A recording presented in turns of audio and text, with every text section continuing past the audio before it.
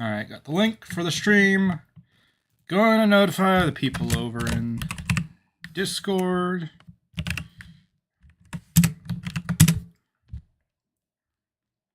Alright, stream is notified. Hello! This is one of my kind of random... I have a chunk of a few hours to do stuff. I was working on a video, and I'm like, I kind of need a break. Here before the link. That's how fast you can get. That's faster than light in terms of YouTube watch rates.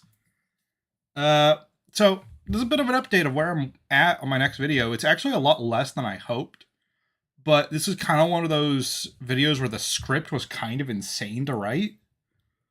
Hey, welcome, Pull a Wheel. You finally made it to a stream. All right, so I'm gonna get to playing 5 laps of Freddy's as usual. It's kind of one of my favorite games just to play in the background of these kind of streams. I do want to kind of softly announce the next video though, and that's going to be Mike Runaway, the 3rd remake, like remaster. I mean, I've talked about the topic several times, more than just 3, but I can consider the original video one instance, and then that kind of carries over into the Michael character analysis video with a few minor updates and like tweaks and stuff. And then there's the bonus video for the original video that was just kind of me expanding upon a few random loose thoughts and ideas I didn't have when the first version was made. Then there's the remaster, which had a lot of kind of overhauls and additions and refinements, but I still think when I was going back to what I was actually arguing and talking about in that video, there are a lot of things I just wouldn't do now. So this is going to be a huge video. You can see that the current audio that I haven't edited is a total of like 35 and a half minute. Okay. It is exactly 37:41. So about 38 minutes of audio I still haven't edited yet. And I already have edited about 18 minutes. Actually, probably a little less. It's probably going to be more around here when it condenses down a bit.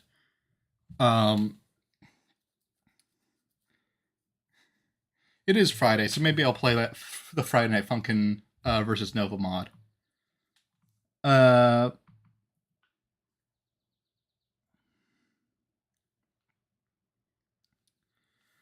Now, I do think Mike Runaway currently makes the most sense. I obviously wouldn't be making a video on it again if I didn't think it did, because I don't. The part of the reason I'm making a 3rd remake right now is I just kept.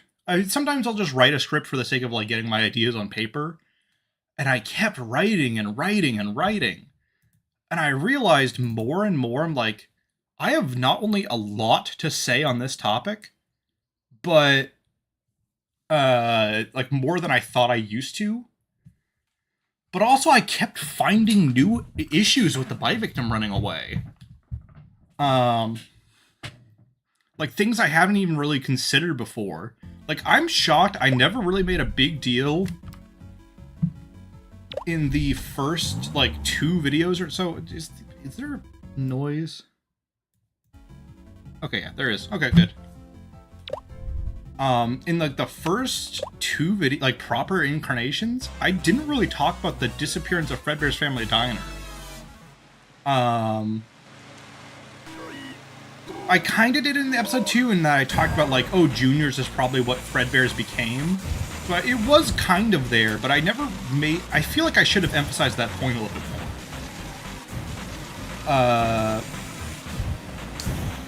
And there's a few other things I realized that were just weird.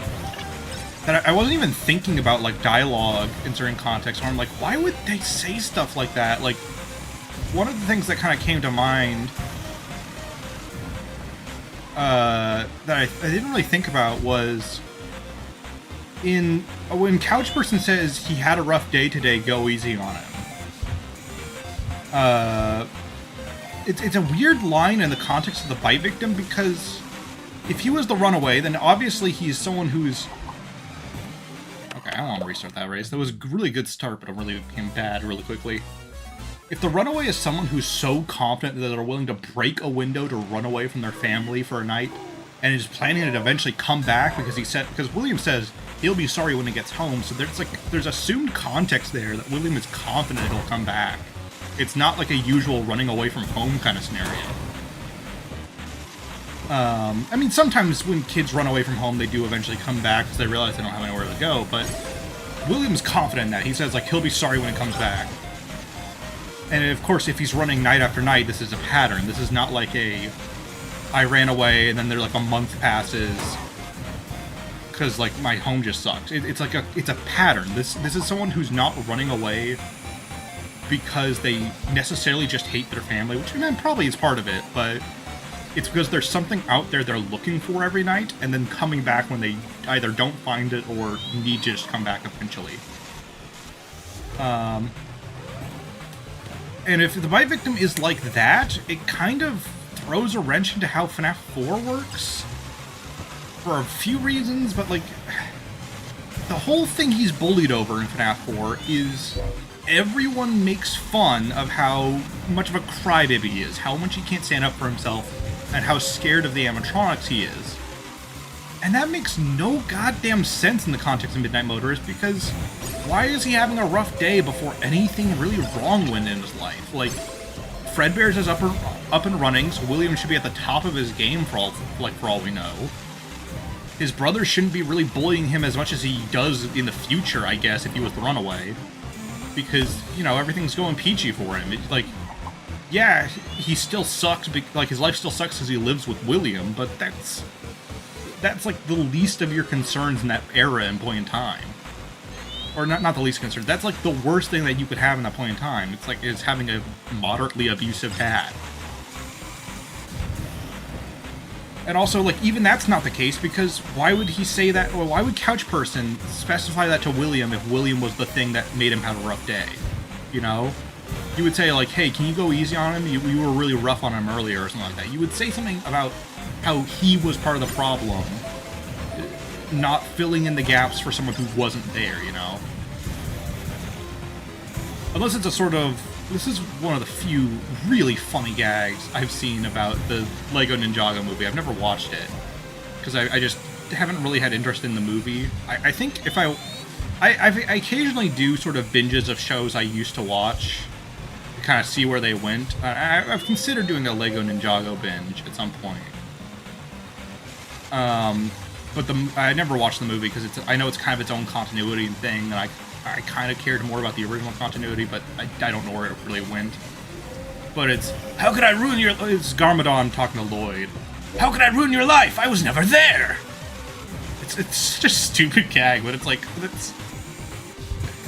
that one... It's one of the only clips I've seen of that movie. That's I think, the worst thing William can do at that point in time. Aside from being maybe physically abusive. Even that's like, why does he have to be physically abusive over at this point in time? Other than just being a psychopath. Like, you know, the stories typically function in more or less cause and effect. It's part of what makes certain stuff feel unearned in shows and movies. Is like when characters don't... It's just like a human thing. Like, yes, in the real world, some shit just happens for no reason. And it's just, oh, that's just how people are. But, like, usually in a story... things happen in response to each other. Characters do things because the narrative dictates they do because of something that happened to them.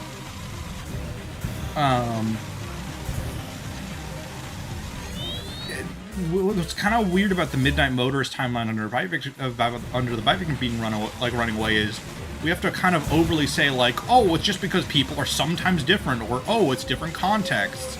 Like, you have to say that for, like, every other line or interaction. With those characterization, because it's so openly different from how FNAF 4 operates. Which is what's so weird about it as a minigame. And that was always something that kind of stuck out to me when I started thinking about Michael being the runaway, is how that doesn't really happen with Michael being the runaway. The characterization has cause and effect finally, and that's something I'm going to talk about a lot in the upcoming video, is that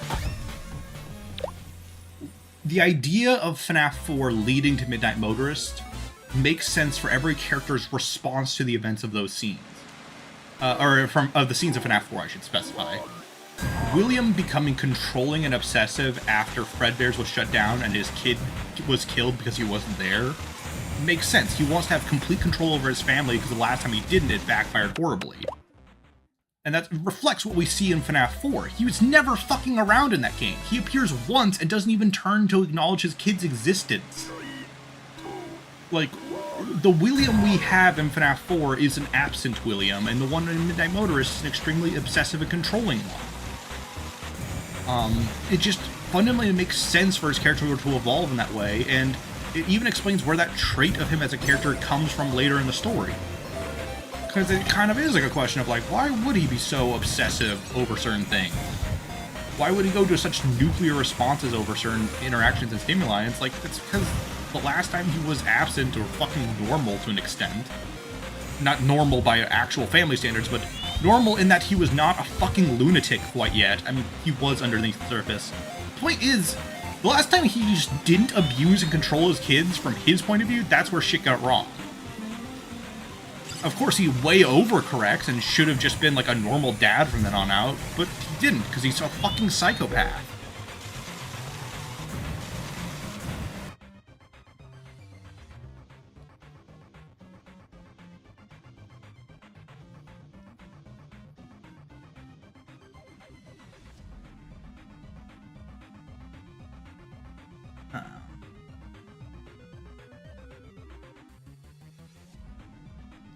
I'm trying to grab anything from chat.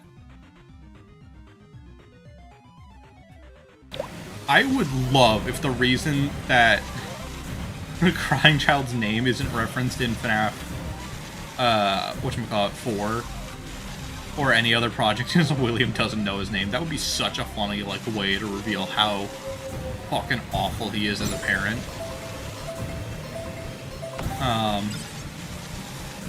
I don't think that's the case, but that would be so funny.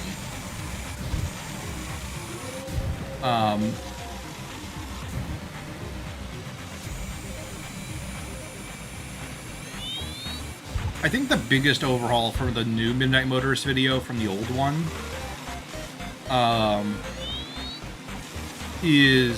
or from the old few, I should say.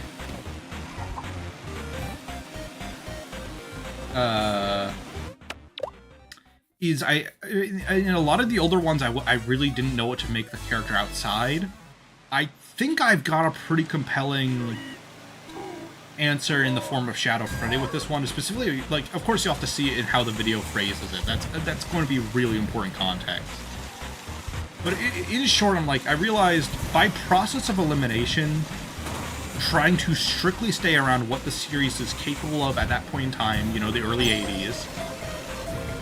So like, we automatically can kind of cross off almost any character that appears later in the story.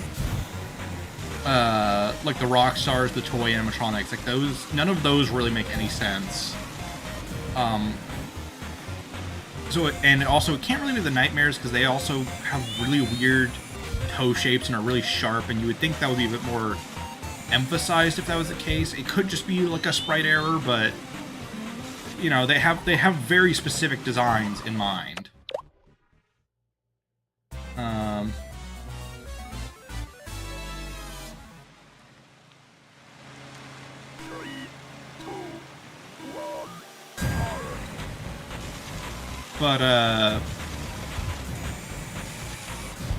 Anyway, sorry, I got distracted.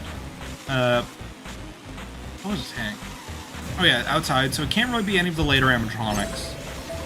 And it can't be any of the humanoid characters because they don't have cartoon animal feet, needless to say. And we also know it probably isn't a Chica variant because most Chicas have bird feet. They don't have like the usual cartoon animal feet. So it can't really be a Chica. It can't really be a later animatronic because we're too early in the timeline. It also really can't be any of the normal animal animatronics like Freddy, Bonnie, Foxy. Because none of those have possession at this point in time in the story. Like, they're all just normal characters. So it really can't be them either, because they're not costumes. They're animatronics. So they don't really have a way to get out that far out of a building unless they were programmed to go out, and that's not really implied or explained very well.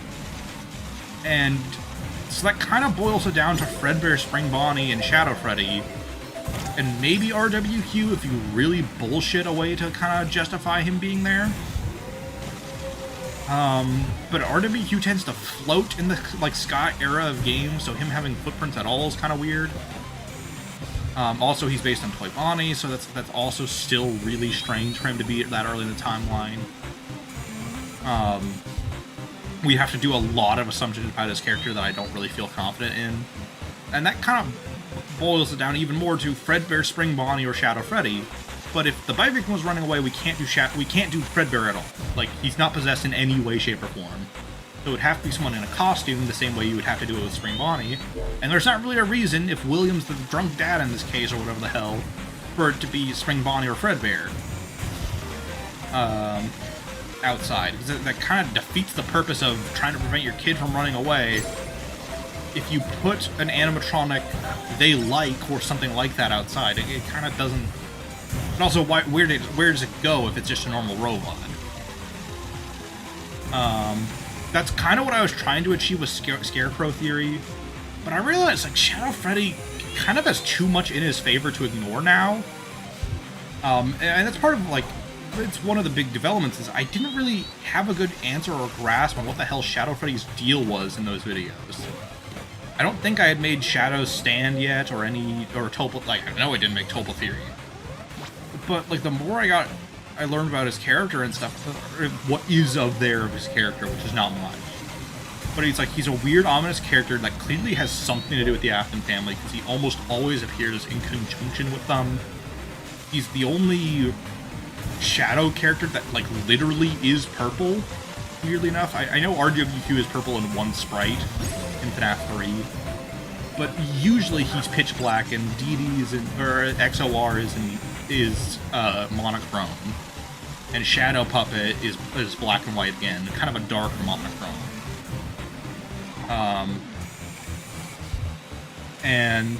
But Shadow Freddy specifically is purple. Like always, every time he is purple.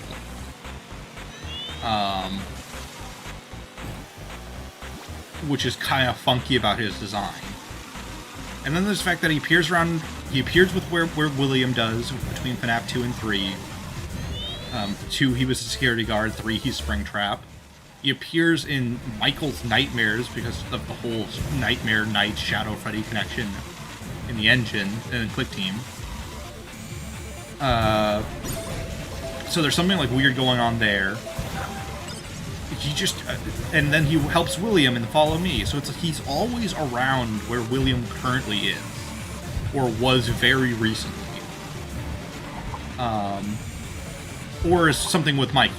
Like, those are the two conditions. It's either Michael or William. He tends to be around. And we also know he can stand, we know he can walk, we know he can speak, we know he can do all kinds of weird bullshit because he's a weird fucking shadow ghost bear. And we know he's lured people before. And he's based on Fredbear, so there's really any time from 1983 prior he could appear.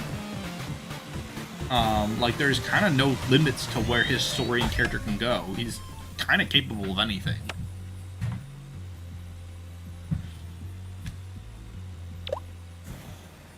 It is a good question of what Shadow Bonnie RWQ is, but it's not as fucked up as Shadow Freddy seems to be. Like, Shadow Freddy's weird because he's, like, kind of implied to be evil. We've never really seen him in a light where his actions are inarguably positive. You know, in FNAF 3, you can maybe, like, argue he's trying to lead the animatronics to, like, where they can find William to stop him.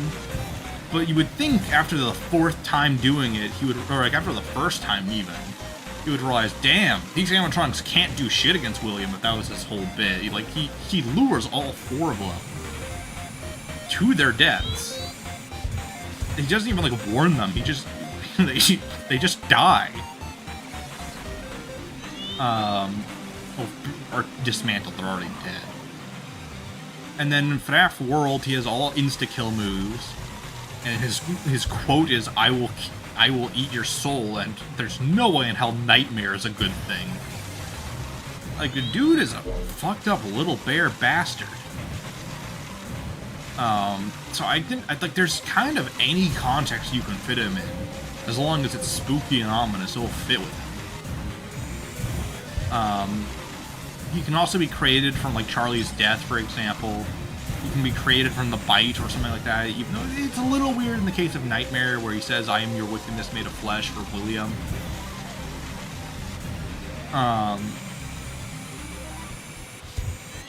But, like, you know, like, he has ways to come into existence really early on in the story. Just not pre-bite, really, is my only one clause with him, because I don't know... I guess he can be made from Charlie's death, and that would still sort of work. The timeline's a little tight, but it kind of works. But it's weird that he's not in FNAF 4, if that's the bit. You would think, like, because we've seen Mike be around Shadow Freddy several times now, depending on certain theories. Obviously, we don't know for a fact if he's Fritz in the FNAF 3 guard, but we know he is the guy dreaming in FNAF 4 for the main gameplay. The survival logbook pretty much hard to confirm that. So he's encountered Shadow Freddy at least once, bare minimum, and probably 2 other times. Or probably at least 1 other time, I should say, for FNAF 3. I think he's the most likely candidate to be the FNAF 3 player. I guess he technically doesn't always encounter Shadow Freddy, but whatever. He could have. And then FNAF 2... I guess he can't have encountered Shadow Freddy in FNAF 2 if we're being strictly technical. I mean, he could have, but... in FNAF 2, specifically on Night 7, you can't view parts and service or the main show stage on Night 7. The cameras are disabled for some reason. I don't know if that's a bug or if that was just like a hard mode kind of thing, like Scott wanted it to be harder to track where the animatronics are.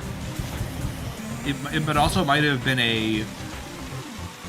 I could also see that, like, Scott didn't want really weird orders of characters leaving.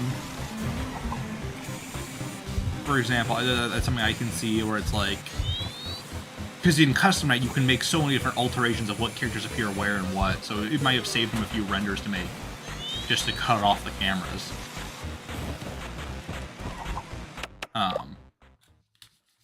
Yeah, so, but if Mike was Fritz Smith, he could have also encountered Shadow Freddy there.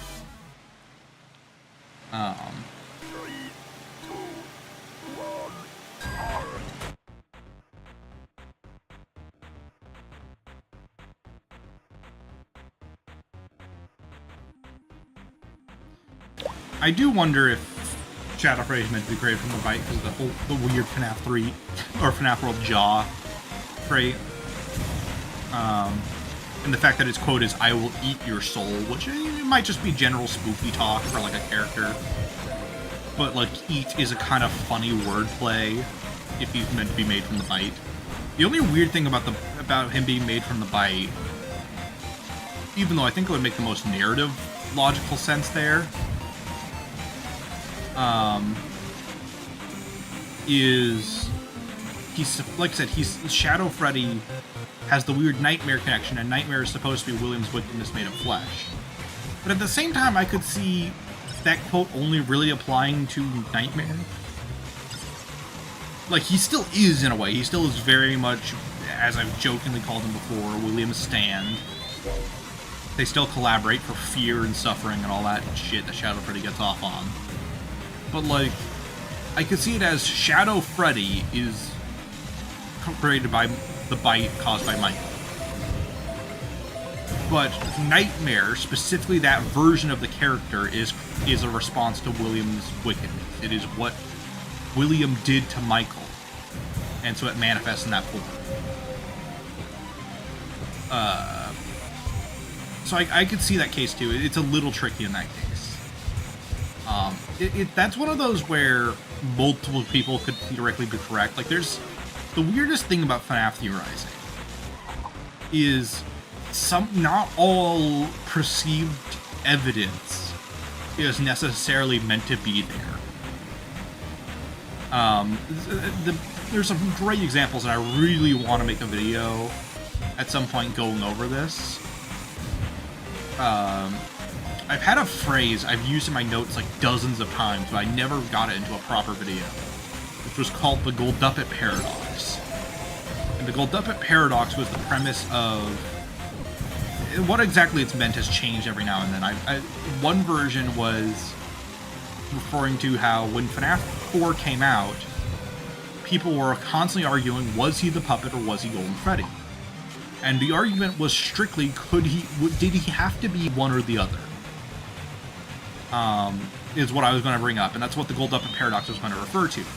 Does he have to be one of two things, or is there maybe a third or even fourth or fifth option on the table?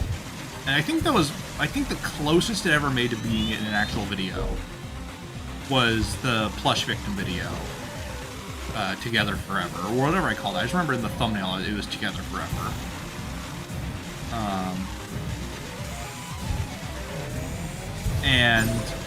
But the one I want to use it to refer to is how information is perceived to mean one thing or the other, but it might not always be meant for something. Like, it's kind of the Mr. Hippo, like some stuff is just a story. So an example is Foxy Go Go Go. That was used for Phone Guy being Purple Guy. The whole point of people connecting the two there was like, oh, Phone Guy says his favorite character is Foxy. We see Purple Guy smile as Foxy runs by to the dead kids. Therefore, he must be the same character because he likes Foxy. Why else would we get an entire minigame dedicated to Foxy being around the missing kids? If that wasn't the implication. But that was not meant to be there. Scott just wanted to show that there was two different sets of missing kids. That's like all it really was trying to say. And my guess is he picked Foxy so we would understand for a fact that this was the older location. Because that's the only time there's a Pirate's Cove with a working Foxy. Or not a working Foxy, well, kind of a working Foxy. We know he isn't working in FNAF 1's era, and we know in that minigame he still is. And we know that Mangle's very different from Foxy. Like, it's very recognizably a different iteration of the character. It's one of the easiest ways to have visual clarity. But people took that as, oh, it must be Purple Guy's Phone Guy. This is like the most absurd. It sounds so stupid nowadays, but I kind of get it where people were coming from, because I did a binge of old Reddit posts of what people were using to argue for certain evidence around FNAF 4's release, because I was curious what Scott meant. Scott had his whole statement about how no one had put the story together around FNAF 4's release. So I'm like, what were the initial theories people had? And it was shit like, one theory, the one that I want to talk about, that I'm getting to, is Mangle being present in FNAF 4 must have meant the game was actually in 1987, because it's the only way Mangle could be there. That's obviously stupid logic now. We just can assume, oh, maybe there was a toy of Mangle. Or I should say, there's a toy of Funtime Foxy, the character. Like, a toy is not a physical animatronic or proof of the year. However, people just assumed it was. Hell, even really early Bite Victim is Golden Freddy series were kind of weirdly, like, shallow. All it really boiled down to was, oh, the Bite Victim gets bit by Fredbear, so therefore. Like, there was no other meat on that bone than just that connection. And even if that ends up being kind of the case, like, in the form of Golden Duo, or even some more, like, less linear Shatter Victim narratives.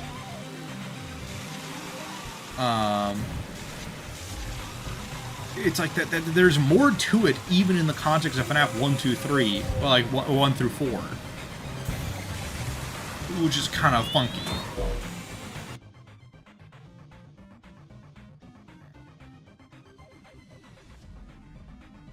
Oh, Mike is the killer is the other one.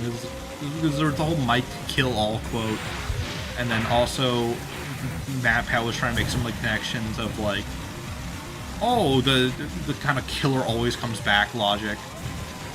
And the fact that there was a sprite in FNAF 2 internally called like Mike's Skull or something like that. So people were like, oh, Mike was meant to be in FNAF 2.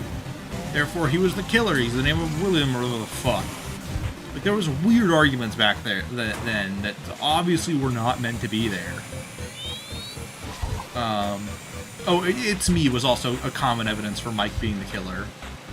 People were like, oh, it's me, it's what the kids are saying, because it's him, like, we're playing as the guy. And it's like, obviously it wasn't, that's not the case now. But I also can't always blame people for that. I kind of want to make a video of, like, every time that happened throughout the series, because it happens a lot. There's almost some funnier examples of the reverse being true, though, where people called each other crazy over some perceived connections. Like, when the first Cassie's dad is the Bonnie bully thing started appearing, before we had proper, like, Help Wanted 2, people, that was a crack theory beyond a crack theory. Like, that, when Game Theory mentioned that, people thought MatPat and Tom were fucking crazy. And it ended up being kind of true. And the literal only proof was Cassie's color palette was similar.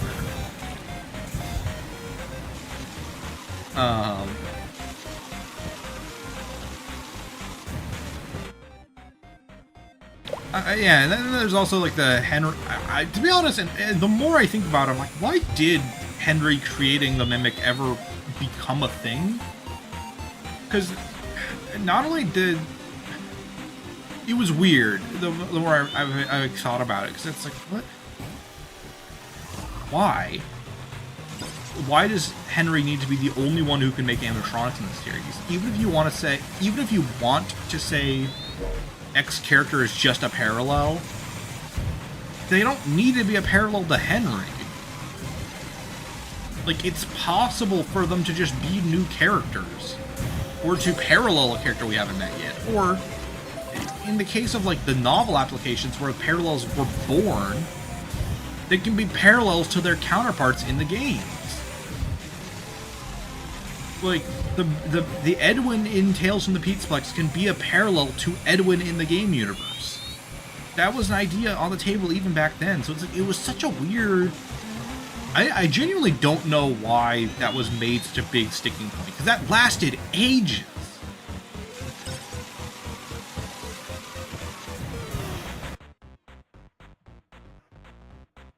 The novels that Henry makes so an intelligent robot that gets stolen? Yeah, I wouldn't really compare Charlie to the Mimic, though. Or the Charlie Bus to the Mimic. They're pretty different characters, like, pretty different concepts on a fundamental level. Because if you try to make both parallels fit together for one character, it doesn't really add up. I think what people really wanted to do, and this is another part of that whole, like, people want evidence for certain points, and will kind of pick anything in a game to try, like...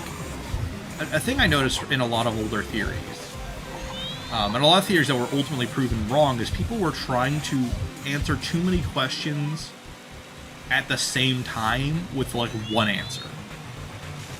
And that isn't always the case. Like, that doesn't always work.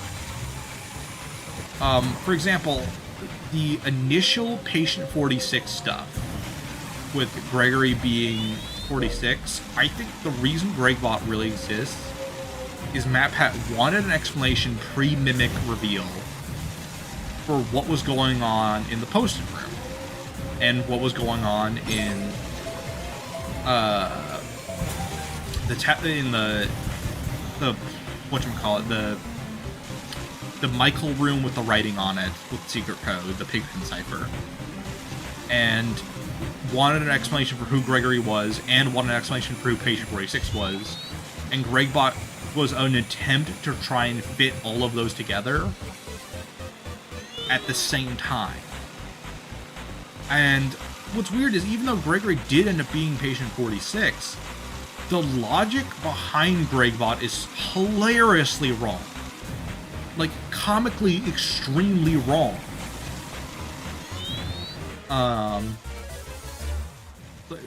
It's kind of one of those, like, you got to the right place with the wrong answer. I even feel a little bit about that way for, like, my first Mike Runaway videos. I don't actually agree with a lot of, like, the way I came to that conclusion. Part of why I'm remaking it. But, you know, what turned out is a lot of those seem to have smaller, simpler explanations.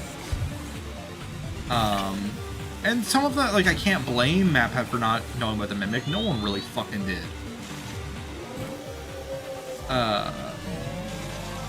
But it was the effort of, like, oh, well, we have all these mysteries. What's one way we can answer as many of them as possible? And then Charlie Door was another example. That was actually a good Blaze Rider bringing that up.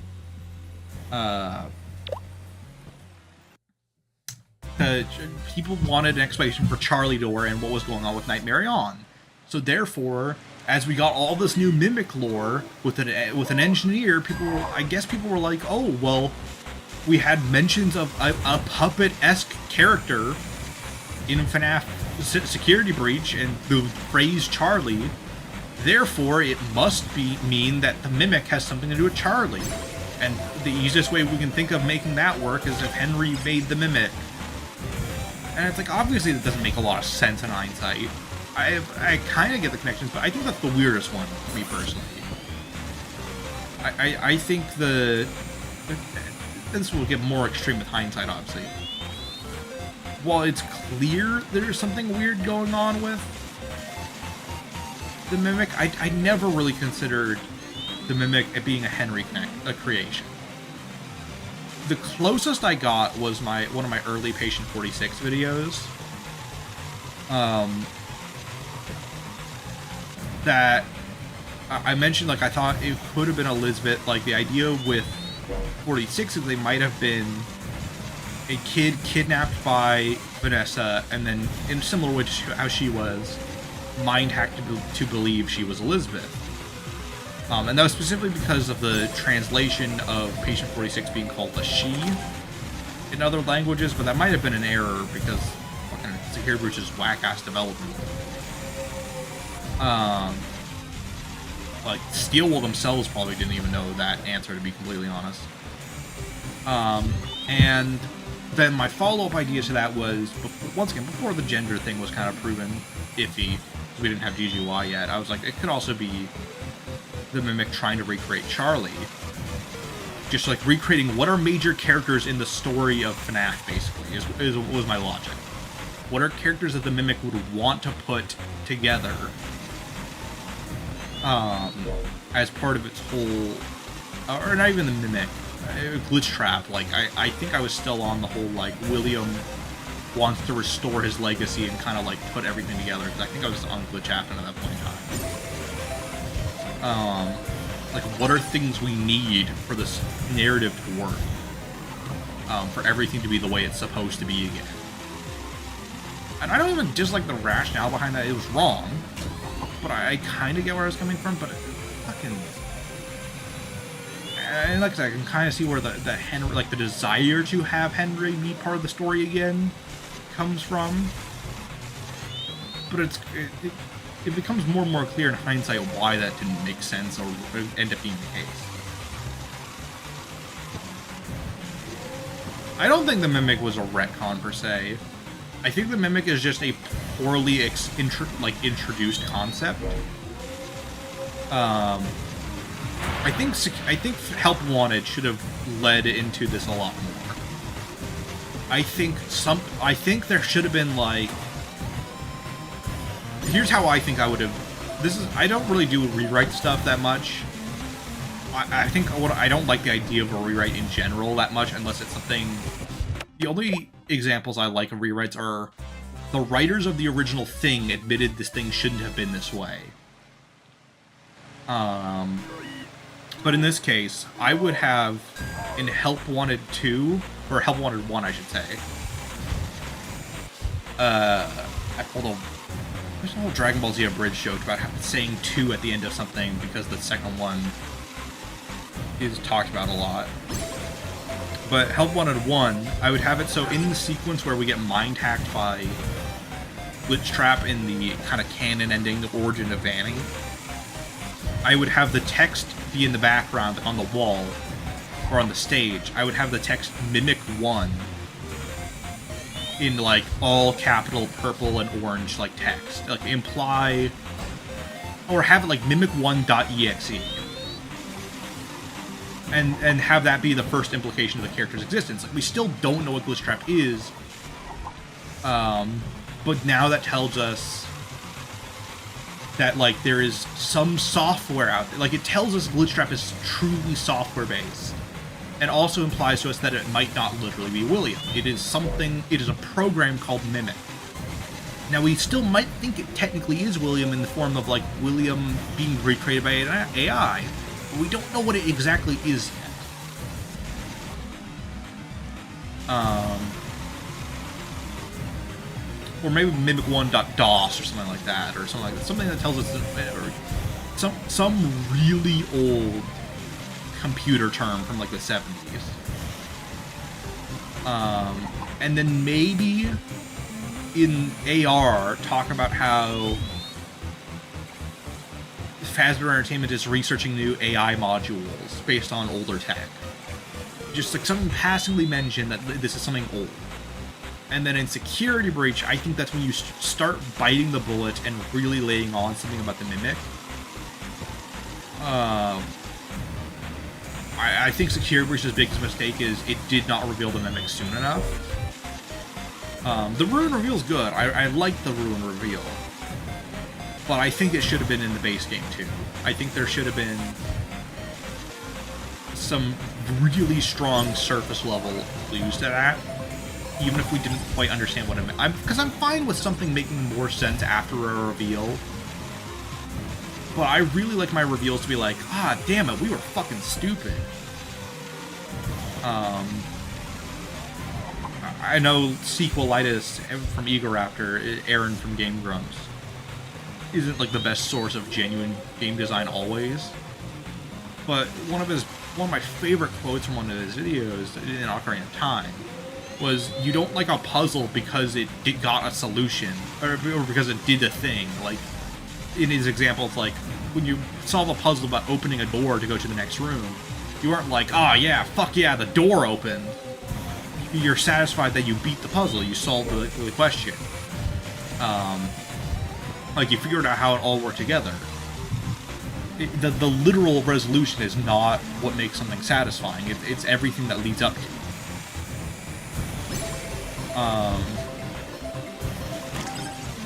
And that's how I prefer my reveal. Like, if we're going to have a twist reveal, it should be because everything in the story prior implied that could have been the case. We just didn't have what made it click yet. That's how I feel about Michael's reveal. I think Michael's introduction in Sister Location is genuinely second only to the reveal of Springtrap's origin, is the best reveal in FNAF for a mystery. Because a lot of the really early stuff in FNAF 2 is not really a reveal, it's just an explanation. And Henry's a similar way. Henry's not really a reveal, it's just, oh, this is the guy who made the animatronics, which I guess kind of is a reveal. There is a bit of a mystery before you get to the insanity ending. He's up there too. I guess he counts a little bit more now that I think about it. But Michael makes you think about every single FNAF character and interaction prior. And also, like, because the game fucking tells you is what's the best part of that reveal. The start of the game tells you our player's name is Mike. It's on hand unit. We knew since the start of Sister Location and didn't realize it. That's fucking great. Like, we obviously know we're someone related to the Afton household because we care a lot about Elizabeth's, like, well-being at the end of the story. Like, we're listening to her to help her. So we know that. And we know we're someone who looks like William, or at least the animatronics kind of recognize us as William, but also we're too empathetic and caring, seemingly. And that's part of what threw MapHead off for so long about William's characterization is, this is something, I guess I could call it post-mortem theorizing, where a preconceived notion lasts even after that notion is passed. Like, when we went into Sister Location, people assumed William must have been empathetic or loving about his daughter because we did so much to help her throughout the game. And Elizabeth's dialogue implies it. And then when we learned that we were Michael and William instead of William, people still held on to the idea that William cared because they already had put that together with the original reveal. Whereas it makes a lot more sense with Michael, like, William's a fucking psycho.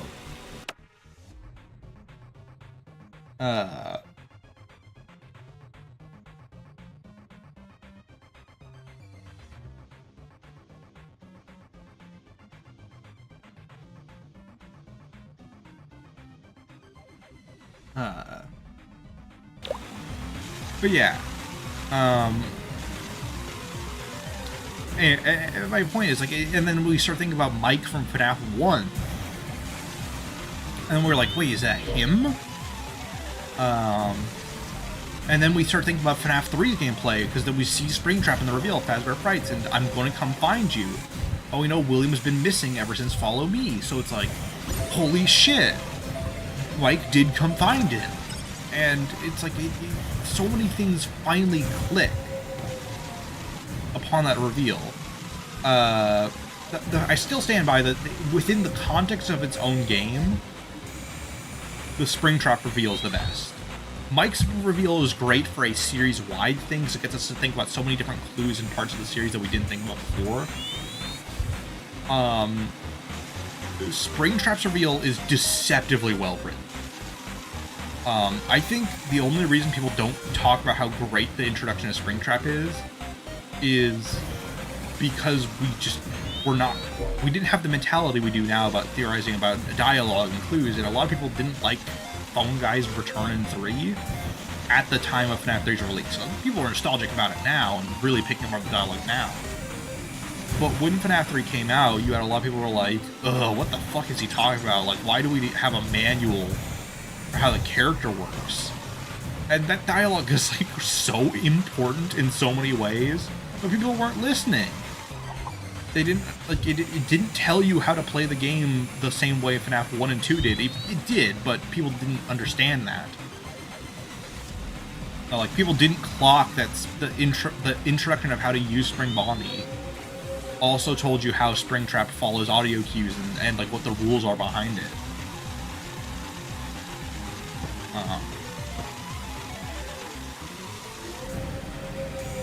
And then there's, like, the slow burn reveal of, like, who our antagonist is, and then we start wondering more and more, like, we think that Follow Me is almost a non sequitur.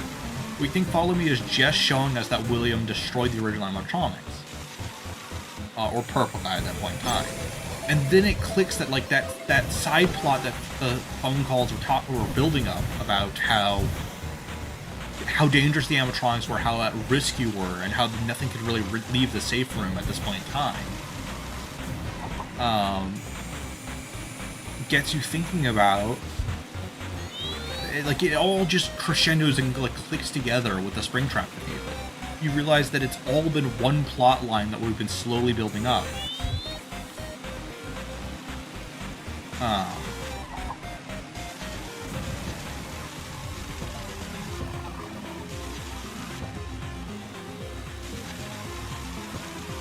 How was Springtrap theorized about before FNAF 3 came out? It kind of went in phases. When we first saw... Actually, I just drew art of this. Let me pull this up on stream.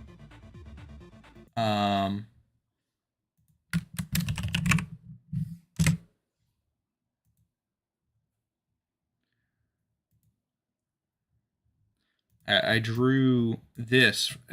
I'll eventually use this for the FNAF TCG. But I drew this based on Salvage, who was the most common fan theory for Springtrap before we got his official name and design. So, what Salvage is a reference to is when we first saw Springtrap's face, we only saw a small sliver of him. It was very in dark shadow. So people thought, well, it's clearly not Chica because it's got like a snout, it's like animal like. And the text was just, I am still here. And we never really got a resolution to Golden Freddy's mystery at that point in time because we didn't have Happiest Day. So Golden Freddy was just this really weird mystery. So people assumed, oh, it's a golden animal snout, and it's I am still here. And I think we had 30 years later, maybe by this point. So people were thinking, oh, this must be like people uncovering the reveal of Golden Freddy or like Golden Freddy in the modern day being found. And then we got the follow-up teaser, which was what can we use? That showed the toy animatronics in a bin, and then something standing behind them, barely visible in the light. And we still couldn't see Springtrap's ears yet. So we still thought it was Golden Freddy. Or we thought this was maybe a Golden Freddy who was restored, because a lot of people thought Golden Freddy didn't have an endoskeleton in FNAF 2, and that's why it was slumped over. That was a really common theory. To explain why its eyes were empty and stuff. So people thought, oh, they rebuilt and fixed Golden Freddy with the toy animatronics and other scrap parts and stuff. And so this is kind of like a hybrid Golden Freddy. And salvage was what people called it back then. What can we use? It's salvaged. It's actually the reason I call in the FNAF TCG, the reason the discard pile is called the salvage is because of that. It is all an elaborate reference to this character. Because I still think, while it's not canon, it is one of the coolest ideas for a narrative. This is something I would totally do in a FNAF TCG, or not FNAF TCG, just a FNAF alternate universe in general. And so Salvage's art is meant to imply, like, this is an idea of what this might have turned out as.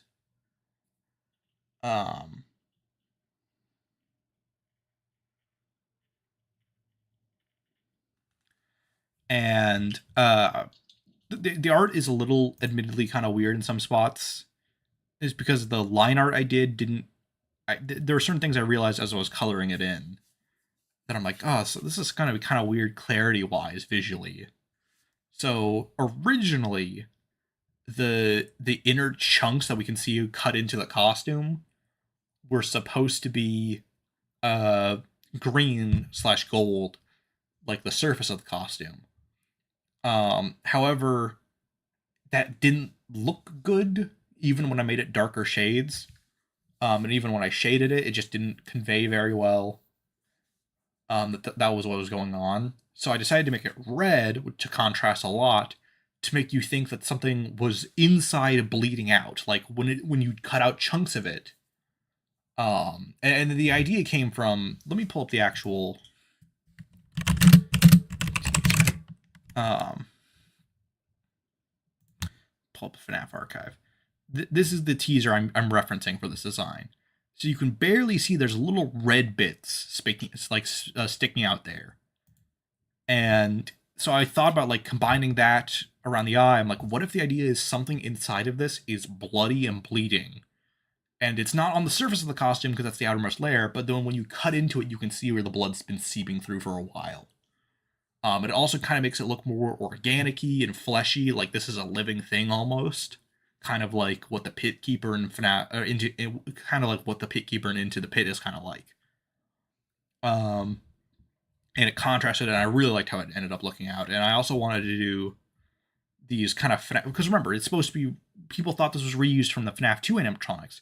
So I gave it the same weird coily limb design we can see in those guys. There's also a little bit of a Springlock endo thing going on with how I did some of the ball joints and stuff. But it's meant to be kind of like a mixture of those stylizations and stuff. I also wanted to do. I liked the idea that it was missing an arm, kind of like Scraptrap will eventually have. And also kind of like Toy Bonnie or like Withered Bonnie has. I also wanted to keep in the missing ear that Withered Golden Freddy had in FNAF 2. And I also wanted to do kind of the big separated jaw design that's common in a lot of like unwithered nightmare animatronic kind of designs. So there was this was one of those I spent a lot of time on this design. The only part of the design that I think makes no sense, the only two parts I should say, the weird way I did the ears, this was just easy to draw. There's nothing else to them, like they're just weird. And then the hat, there was nothing that implied Golden Freddy had a purple hat at this point in time in the series. I guess I also borrowed some designs from the Nightmares, so it doesn't make that much sense either. But the purple hat, you would have nothing to conclude that with at this point in time.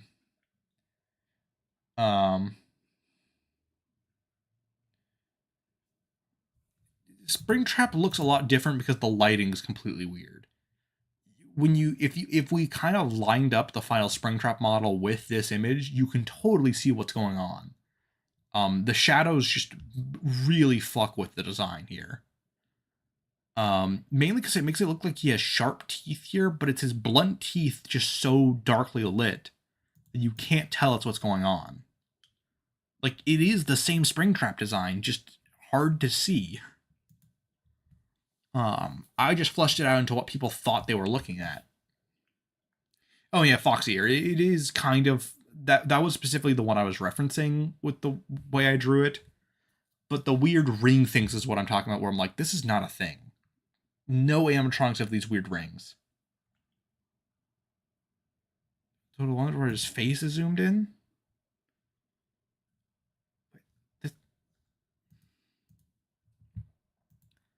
This is the one.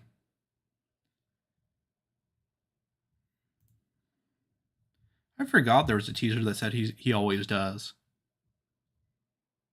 I completely forgot that was a teaser. I don't remember people talking about that. That must have coincided with the trailer reveal. It's interesting this is still considered a FNAF 3 teaser, the hat. That was really a lead up to FNAF 4 kind of thing. I still like this teaser a lot. This one, I like the weird kind of like blur effect on it. It makes the phantoms kind of look cooler than they really are. Yeah.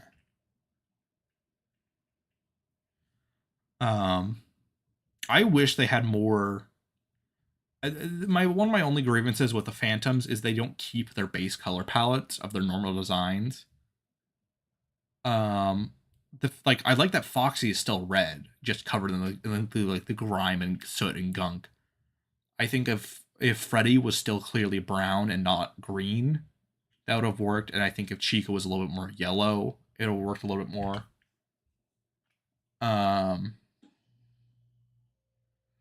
I will say FNAF 3 is also when I got into the franchise proper. Okay, it's weird. I technically got into FNAF 2, but it was more of that was when the interest was starting, is how I would phrase it. I was really into the FNAF 2 teasers. Literal days before like FNAF 2 came out. Like I was binging all those in the few days leading up to FNAF 2's release. And then FNAF 3 came out, and I was like, or FNAF 3 teaser started. I'm like, that's when I was like checking websites daily. That's when I was really watching a lot of content on it. 3 is the biggest hype I think I had for a game's release in the series. I thought the Nightmares looked really cool, but I didn't really get what the teasers were going for. And that energy kind of persisted all the way up until now for FNAF 4. I think it's still... I wouldn't say it's my least favorite FNAF game, not by a mile. I respect a lot of what FNAF 4 is trying to be. I just think it's the game I would cut from the series the soonest. Because I wouldn't cut Security Breach. I think I would just change Security Breach. Like... I think, like I said, I don't think Security Breach is as frustrating of an inclusion in the series as FNAF 4 is, aside from literal quality. Like, I like what the glam rocks and the story behind them represent more than what I like the nightmares, because the nightmares are just fucking spooky bastards. There's like Nightmare Freddy doesn't have a personality in FNAF 4. Neither does Nightmare Bonnie or Chica. Like, even FNAF 1, like, Freddy's slow and methodical. He always moves forward and he never goes back unless you directly stop him in the moment. Like, Bonnie moves erratically and rapidly and unpredictably, and has all those weird, ominous faces where he, like, stares directly into the screen. Chica moves much more laterally and traditionally, and is Girl, which back then was, ooh, that was a different thing. Foxy is rapid and sudden and appears out of nowhere. Golden Freddy is uncanny and mysterious and appears out of thin air. Like, in FNAF 2, they kind of cut down some personality because there's so many goddamn characters. But, you know, we still had Foxy as, like, the twitchy, unpredictable one. We still had the puppet as, like, this kind of weird, kind of guardian, weird, ominous, intelligent character we didn't know much about. But there was the standard set by FNAF 2 where it's like, the puppet's smart. Like, the phone guy emphasized that it can go anywhere, it can do anything as long as it's out of its box. And then we got our introduction of William, and then we also got some small characterization beats every now and then. Like, Mangle is always smiling, is one of my favorite details about FNAF 2. It might just be because Mangle's jaw's broken, but, like, it always looks like Mangle is having the time of its life, despite its existence. And FNAF 3, Springtrap oozes fucking character, man. Like, if you've never just, like, switched through some of the FNAF 3 renders as they're meant to be viewed, that dude, like, he's constantly smiling, he's doing all these weird poses, like, uncanny weird poses, he's always aware where the camera is, and it's almost always, like, looking for you. FNAF 4, they're just monsters. Sister Location fixes this, because, like, Freddy has an iconic voice and laugh. Foxy kind of suffers from characterization the first time around. Gets a little bit fixed by Ultimate Custom Night. But Laura has her voice and her weird methodical movements and what Baby says about her. Baby oozes fucking character with all the dialogue. Even the Biddy Babs have some characterization. The Minions don't, but they're also kind of like Jobber minions almost. And then 6 that has a lot of character. Some you can argue it's worse character because they talk too much or whatever the fuck. That's a common complaint I've heard about FNAF 6 is, oh, they talk too much, or they're too quippy. I don't really mind it, but they still have personalities. Lefty kind of suffers a bit, but, you know, Lefty gets to kind of live off the legacy of the puppet some. And then the Glam Rocks also are great personality-wise. Glitch Trap's great personality-wise. I kind of wish Glam Rock Chica had a little bit more unique going on with her. And I wish Monty kind of went a little bit more than just feral monster. But Freddy's great. What they end up doing with Roxy and Ruin's great. Like, they feel, and I also feel like real mascots in Security Breach, which admittedly they typically don't in the prior games. Sister Location is the most extreme example of this, where like none of them act like fucking mascot characters. Like, I cannot imagine an excited kid being happy about Ballora existing, if that makes sense. And I don't just mean, oh, she's got big tits characters on blah, blah, blah, blah, adult theory joke, yada yada. Just shut up. I mean, like, I guess calm is an appealing trait of her. Kid wants to be, like, calm. Like, she's I can't imagine Ballora at a birthday party, like, being endearing.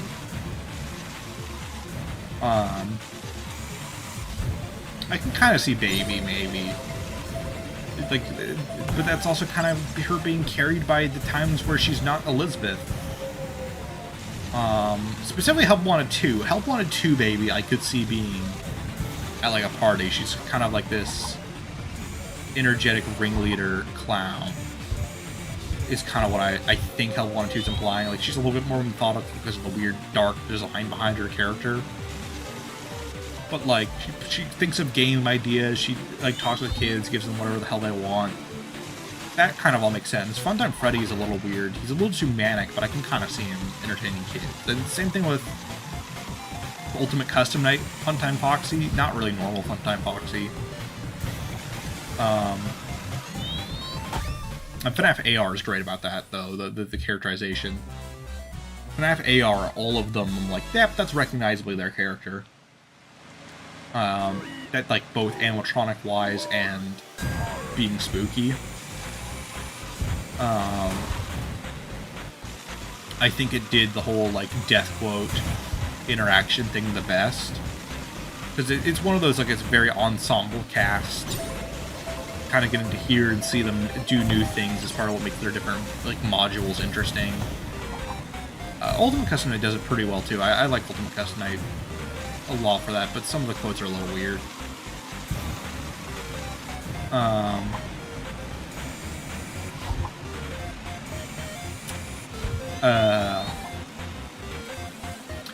But Security Breach is pretty good about it. Like, they feel really close to, like, I can see why a kid would like all of these. I can see how this is a real mascot in this universe, meant to entertain kids. Now they're all slightly off because of the whole mimic virus plotline and all that.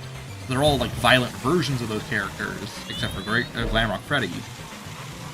But we can see how they're meant to be. It's pretty obvious what's meant to be entertaining about all of them. Even DJ Music Man, like, he doesn't talk at all. But you can get what's cool about seeing that character. Moon is kind of the only one who has the system. But that's also kind of the point of this character, so it's not even that weird. He's the villain. He's the bad guy. The son's counterpart. He's meant to be stricter and punish kids and all that. He just is kind of too insane.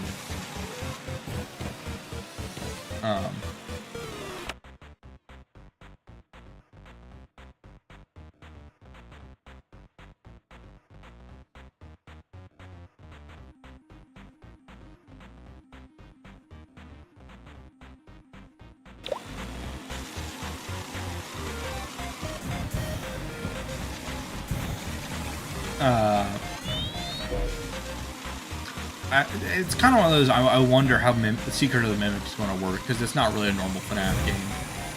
I honestly think I would have just done a completely different entry for FNAF 4's existence. I don't know what it would have been, but I don't think I would have it as what FNAF 4 is. I think I would prefer a more traditional, like, sit-down office-style game. Than FNAF 4's running around thing, because it's kind of cool, but it's annoying that it creates such a... There's so much delay in FNAF 4. And sometimes that's tense, but a lot of the times it's just annoying. I think there's some ways that could have been fixed, like making it so you could choose where you run every time. I think having to go back to the center of the room kind of breaks the immersion some and makes the running mechanic as a whole sort of frustrating, when it could be more just mildly inconvenient. I think I'd do a sit-down sort of office-style game. I think I would just have it be a remake of FNAF 1, but set in 1985, honestly. And just have the lore be... I think I would just have it be... like I said, a sort of remake of FNAF 1, but with the puppet added in as a core character, Golden Freddy added in as a core character, so we have 6 characters to shake things up. We have maybe a slightly different building layout, like it's the same general structure, but some of the movement patterns and behaviors are a little tweaked. Some slight design like tweaks, maybe do like the classic animatronics, but like with buttons, to show it's like a little earlier. And show this is like an early possession thing. Like this is like this is some of the first nights of the animatronics being possessed. And then maybe do the Crying Child lore added in there as like your death mini game or something like that. Like, that's weird, but I think having early Ralph for someone like that be like, oh, this is like, it's been a few years since Fredbear closed down, and we never really figured out what was going on with it. Like, we don't know, we don't talk about what happened at Fredbear's, and then have the mini games show us what happened at Fredbear's, and that kind of like irons out some of the mystery there. Or just don't have the bite victim. I honestly could totally cut the bite victim, and I don't think I don't like him to the point where I think he's an addition to the story that needs to be there.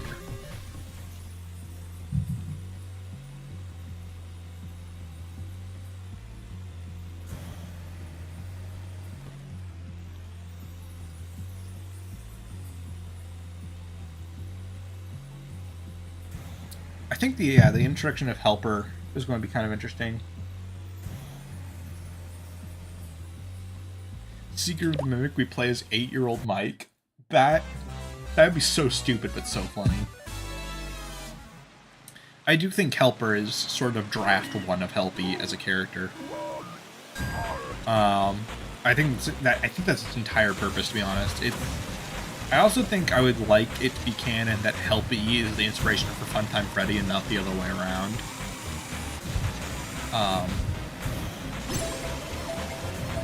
Because that to me is just kind of a cool like explanation, like, oh, it was a separate character that William just bastardized. Because that feels sort of on brand with the narrative of Sister Location. Weirdly enough. Because think about like what the fun times are. They're these over-designed, overly convoluted, expensive as hell animatronics meant to do shit that no animatronic ever needs to do. Because William fucking had some ideas and threw a shit ton of money at them to make what he deemed the most technically advanced scientific animatronics of all time. However, he didn't like understand any character design aspects. They're freaky, they're weird, they're uncanny looking. Like, more so than any other animatronic in the series, I would say, for like, this is meant to genuinely entertain kids, how the hell. I would say second only to the FNAF Plus iterations of the characters are like, how is this ever meant to be entertaining?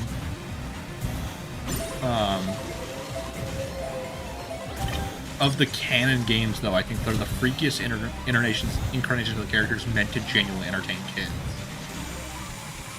It's because William doesn't really get how to do that anymore, or it's not really what's on his mind. They just need to look passable enough to get what he wants done. They are the most advanced because he wanted them to be the most advanced. It's a very kind of corporate interpretation of what a creative character design is. Whereas Helper just being like, we need a character who isn't Freddy to help us play the fucking DOS games. Or apply programs and stuff, because it's the 70s and we don't really have proper interactive menus and stuff yet, and it's a lot more bare bones. The weirder implication of Seeker of the Mimic is that the kind of weird proto-Phaz wrench that you can get in the game has a Wi-Fi signal. It's like, that's one of the icons on it. Which, two implications there. Either that means, either that is not a Wi-Fi symbol and it's just what we assume would be based on our modern day brains, and it's just some other wireless kind of interaction thing, or like, oh, it's fucking radio signals, because that's how a lot of old devices like that work. The Wavebird for the GameCube uses radio as a wireless controller. It's not Wi-Fi as we know it, it's not Bluetooth, it's just a radio signal that relays what inputs are on the controller.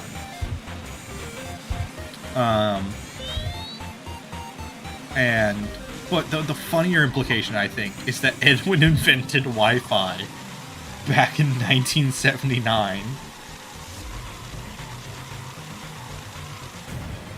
Just for his computer wrench.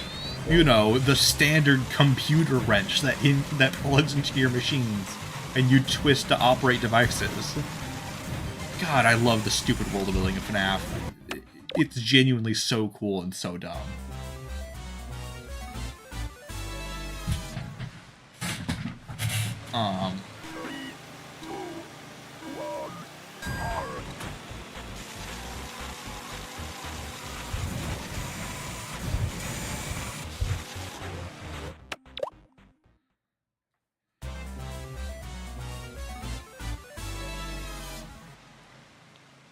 I do like the implication they hand you that's based on a real person. It's very Day Shift at Freddy's, but I mean, it makes sense. Like, that's very in line with Fazbear Entertainment being very, like, they reuse a lot of ideas in universe. Actually out of universe, I would argue the FNAF brand is more creative than it is in universe. Like, they're constantly reusing the same characters in universe. Like, if you were to just live in that world and go by the released media, it would seem incredibly repetitive. Like, okay, this time it's just Freddy, but he's white and pink? What the fuck's going on? Like, why? I thought this was supposed to be a new location that was a rival to Freddy's. Why is Foxy back? Like, Freddy's in every location, which kind of makes sense. He's the name of the brand, but, like, it must suck to be an in-universe fan. That's kind of the joke with Ozzy the Owlbear. He's like the cyber shell of the FNAF brand in-universe. Like, there is a lot to genuinely enjoy, but holy shit, it's all messy and absurd.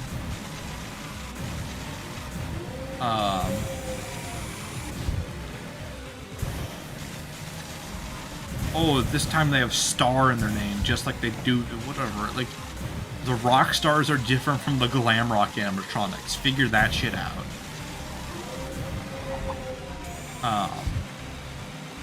They're called the Fun Time animatronics. Wait, so the other ones weren't fun? Thought they're all fun. They're to entertain kids. Toy animatronic? No, it's an animatronic, not a toy, dumbass. But yeah, the idea of them just being like, yeah, we made a module based on our old CEO. Makes sense.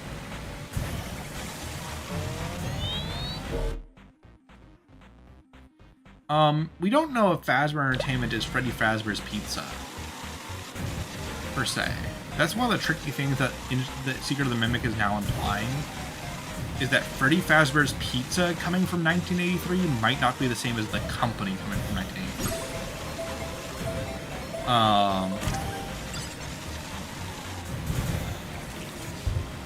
Because there's some implication that you can go with that. Not only did Security Breach state that there's a character called Freddy / Fredbear from, like, maybe the 20s or something. Like, it's Fredbear's singing show. He's called Freddy in the flyer.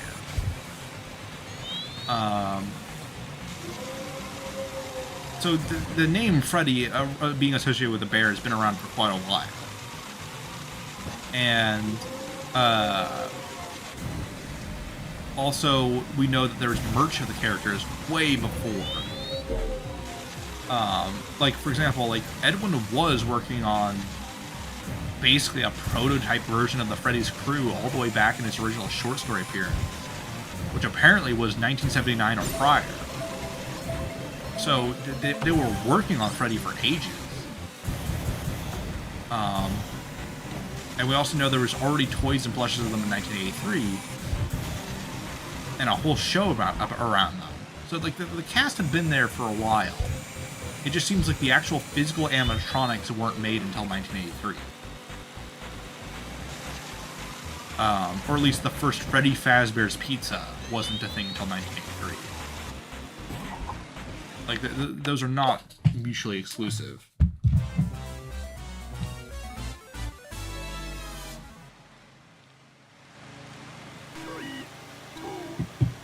It's also, yeah, possible that the character is named after someone or, like, a concept. Like, it's Fazbear Entertainment. It's the name of the company that makes bear animatronics and goofy characters. And Fredbear was their old flagship character. And then when Fredbear's out of style, they replace him with Freddy Fazbear, named after the company. That's happened a few times, like in the real world kind of history. I'm kind of blanking on examples right now, but there's someone that I want to like. What the fuck? I guess it's not as literal as this, but you know, Mickey Mouse is like the icon of everything Disney, even though he's barely actually in anything. He's not named after someone. Who's what I'm trying to look for. I know that's happened where a character is named after like their brand.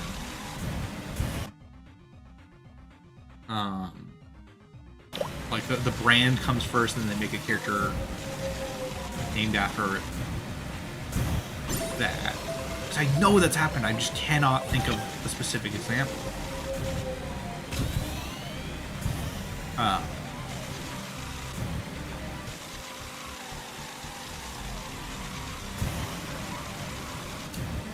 But yeah, it's possible that it was always Fazbear Entertainment, and Fazbear was just like a word or a term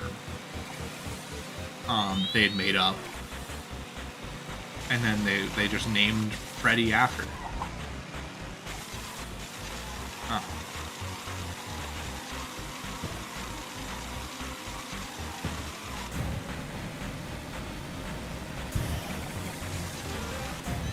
What's your thoughts on Mike Baby Creator? I don't know what the fuck that is, and I don't really think I understand. By the label alone, I don't really understand how Mike could be the creator of Baby. Or why. I don't understand how or why.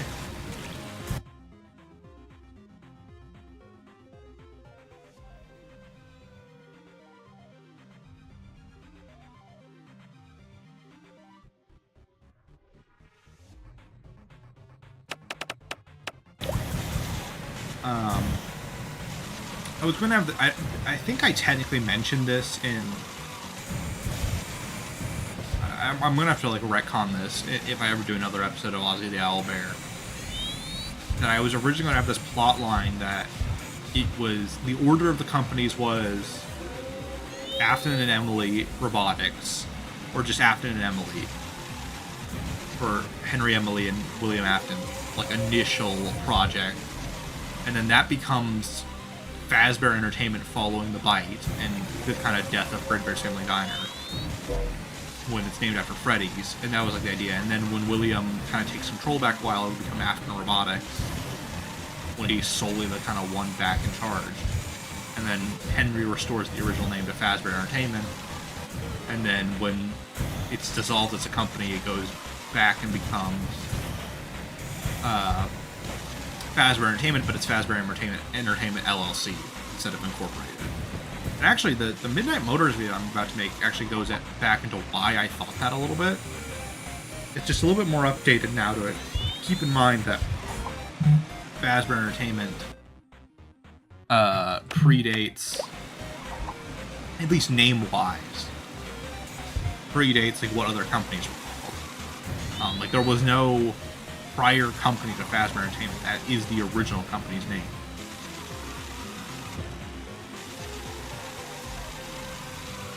What do you think of the Henry frame theory? I don't dislike it. I think it's a cool concept because it would explain where Henry went and makes his hatred of William really personal, and makes like it kind of makes Connection Terminated a little bit cooler too. I just don't have a lot of evidence for it.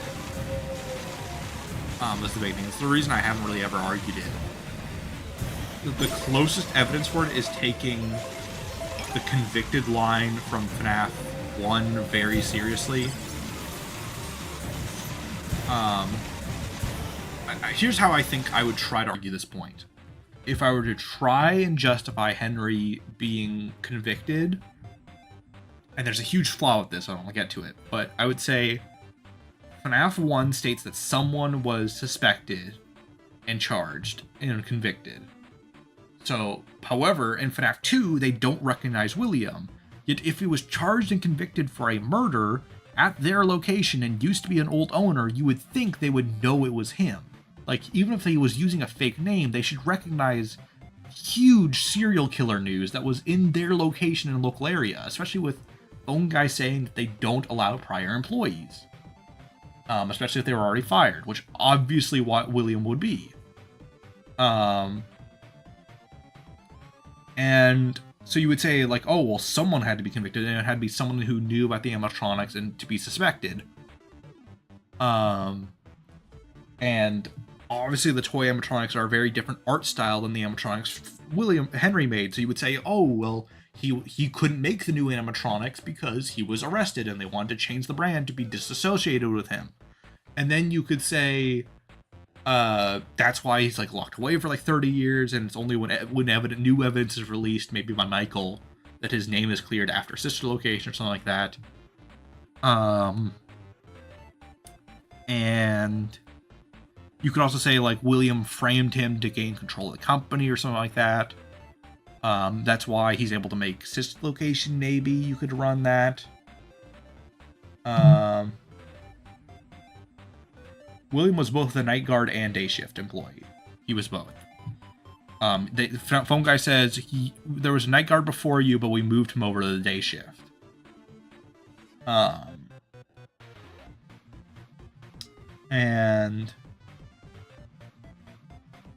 the big flaw with this, and this is the flaw with any theory working around someone being convicted or arrested, Help Wanted state that nothing was... Help Wanted 1 claimed that nothing was ever proven in a court of law. And that's a sort of like strange red flag that either the original statement from FNAF 1 is retconned, or Fazbear and him is lying, or like I said, either Fazbear's lying, or that statement is a retconned, or we weren't, or it's not what we think it means. Because here's the weird thing. Convicted doesn't necessarily mean arrested, depending on what the charge is.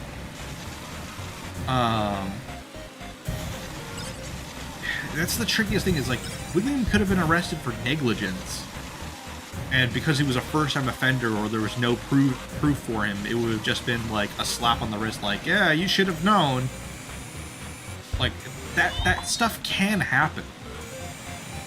And if nothing was ever proven in a court of law, it might not even matter after, like, maybe the first court found him guilty, but then he brought it to a higher court, and then, or like a more statewide court, and then that didn't go anywhere from there, or maybe Supreme Court. Like, there's re-rolls, there's kind of all sorts of weird things that can happen legally.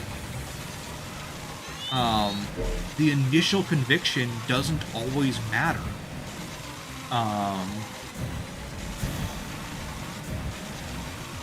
It also depends on like when that information was intended to be there by Scott. So like, it's possible for FNAF 1 through 3 that William was meant to be charged and then just got out of jail early or something like that. Probably not, because like I said, in FNAF 2 no one recognizes him, but it still doesn't, like, it's kind of a nothing detail up until Help Wanted stating that nothing was ever proven in court of law. But it also could just be referring to Fazbear Entertainment, because William is not an individual guy being charged. Doesn't necessarily mean the company is charged, you know, like, two different things. Nothing was ever proven in a court of law about the company, or something like that. Yeah, there's some ways you can maybe work it.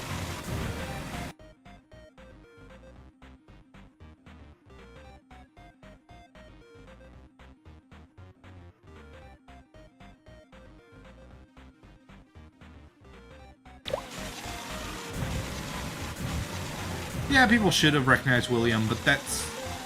I'll talk about this in the Midnight Motors video, but I think there's a serious argument to be made that while we think of William as this major owner of the company, he really isn't in-universe. Not at the time of the series as we understand it, at least. Because to kind of go into what I'll talk about in the new video, like I said, in FNAF 2 they don't recognize him. And also in FNAF 2 they say that the original owner of Fredbear's Family Diner is not necessarily missing, but they say, like, no, it will be hard to track anyone down. Specifically on the topic of the original owner, which implies whoever that entity is, whoever owned Fredbear's Family Diner, is a much more esoteric, hard to track down figure later on in the timeline. So it's possible that he was the original owner of Fredbear's Family Diner, and then when Fredbear's Family Diner closed, while he still has some stock or stake in the company, he isn't the proper owner anymore. And that would make a lot of sense because, as FNAF 6 states, Fazbear Entertainment's an incorporated. Incorporated companies are publicly traded, which means it's stock market managed. Not like... There's going to be a CEO, obviously. But that's not the same as, oh, I own the company. That means I just talk for the company. I am the voice, and I make some management decisions for the company. So it's possible William is just like a guy with a lot of stocks once Fredbear's Family Diner closes down. And if no one knows who the owner of Fredbear's is in 1987, and they don't recognize William as the killer, then it's like, then he'd just be fucking no one to them anymore. No one knows who ran Fredbear's anymore. No, most people don't even remember Fredbear's even existed, based on how Phone Guy talks about it in FNAF 2. And all that, because he's like, I think the place was Fredbear's Family Diner. That was mildly retconned by the week before, where he knows it a bit more confidently. But at the time, the idea was no one really remembered what the place was. So it's like implied that, like, whoever that original owner was is much more of an unknown in this world.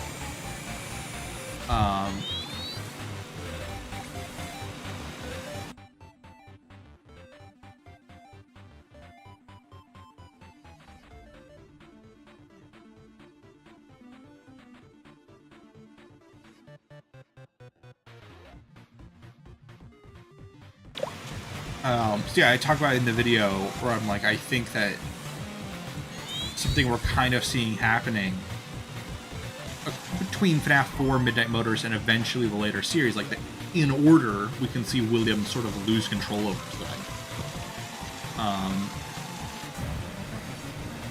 And hence kind of putting him into the amount of free time he would need to have and the mind state he would need to start killing people. I don't even mention in the video, like, I don't think he necessarily needs, like, a super defined reason to kill kids. But at the same time, just saying, oh, he was the original owner and his company got closed down, that's enough, I think. Like, he just needs to be a fucking psycho narcissist, and that's all you need. It's not like this crazy, like, William Care, like, Will Care style origin story. It's just like, fuck these bastards. I want my company back.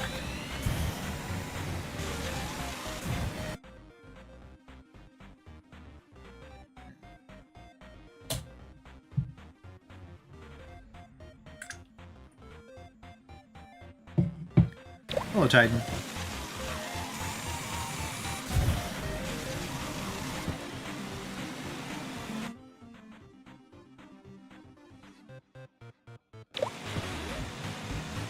I can kind of see the argument for Mike being part of Baby Creator, if that's the argument, but I don't know, it's still, I don't really see the purpose other than the snake connection.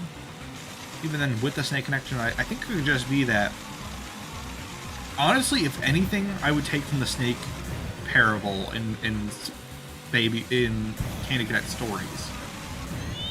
It's that Michael knew about Elizabeth being in Baby for a while before making his decision.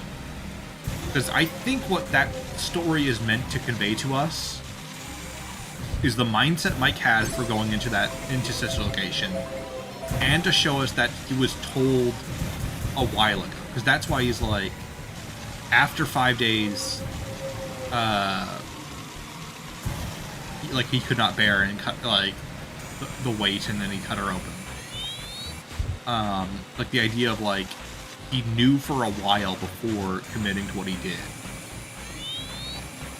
Rather than, I made this character with this functionality.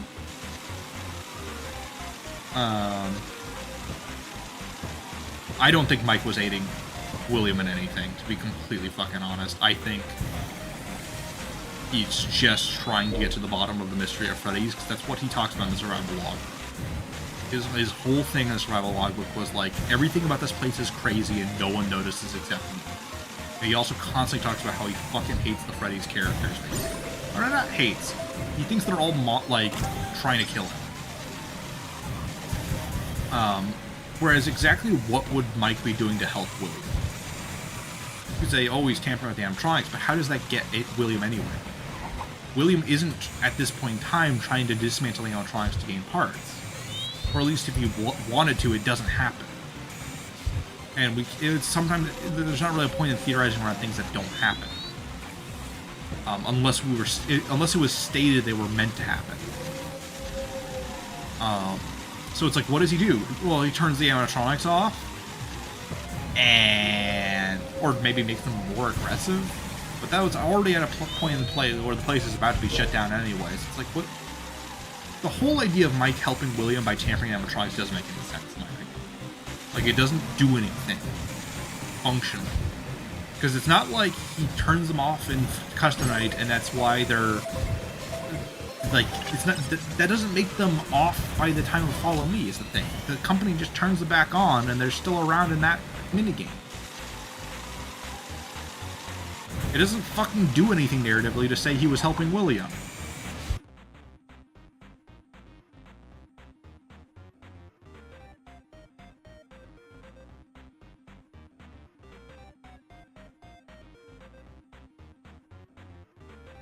And the FNAF 6 poster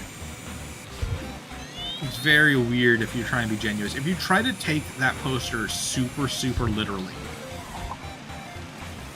which I'm not sure it's meant to be, then by that logic, Circus Baby has control over the buy victim. That's never implied anywhere and doesn't go anywhere in the story. It is exclusively implied that by that poster. Maybe if you want to be generous, some help from some FNAF World connections. Well, that's not like a functioning major plot line at all.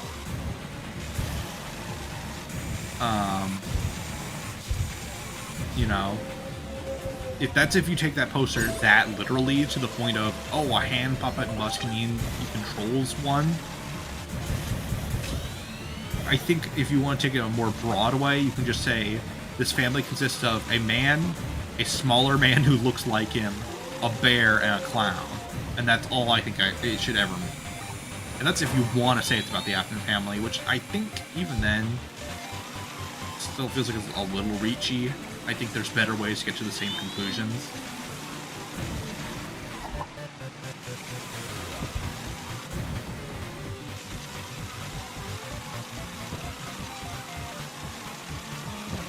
Oh yeah, Baby also appears and kills Scott if we try to take the minigames in FNAF World super literally.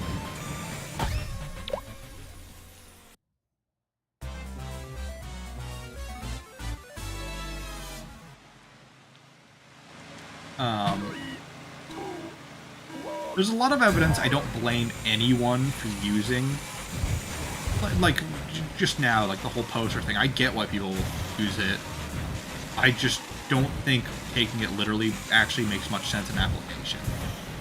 And this is also how I feel about stuff like Michael being the couch person. It's like, I don't blame anyone for concluding that my victim must be the Runaway because Mike must be couch person. Even if I disagree, I get why you're under that assumption and perspective. Likewise, right now, I kind of get a lot of the stances on Tales as a whole, or the book like theories. Like, I can get why, like, oh, well, if any amount of Tales is confirmed to be canon or accurate, therefore, stuff like Frailty must be canon, is like the kind of conclusion. And then for all of Frights, or at least the Frights relevant Stitch line kind of storyline, would have to be canon. Like, I get all of those conclusions. And I even, to an extent, almost agree. I'm just kind of wondering what the fundamental game of Secret of the Mimic will really look like. Because if any details are like noticeably changed that are major, I'm talking, it would have to be something like David's name being wrong or the order of events not lining up with the short story. Then I would call Tales game soft, basically. The best I would say is their soft canon or their. Honestly, I think the most likely, purely based on Secret of the Mimic, as we know it now, trailer-wise, with the stated information, without assuming characters are lying already, the most likely explanation for how the books work is the same shit that happened with Dragon Ball Super. So let me explain something. Dragon Ball Super was really weirdly developed as a series. It starts with Dragon Ball Z Battle of Gods, which has some writing involvement by Toriyama, but clearly some of the statements in that movie aren't going to hold up very well.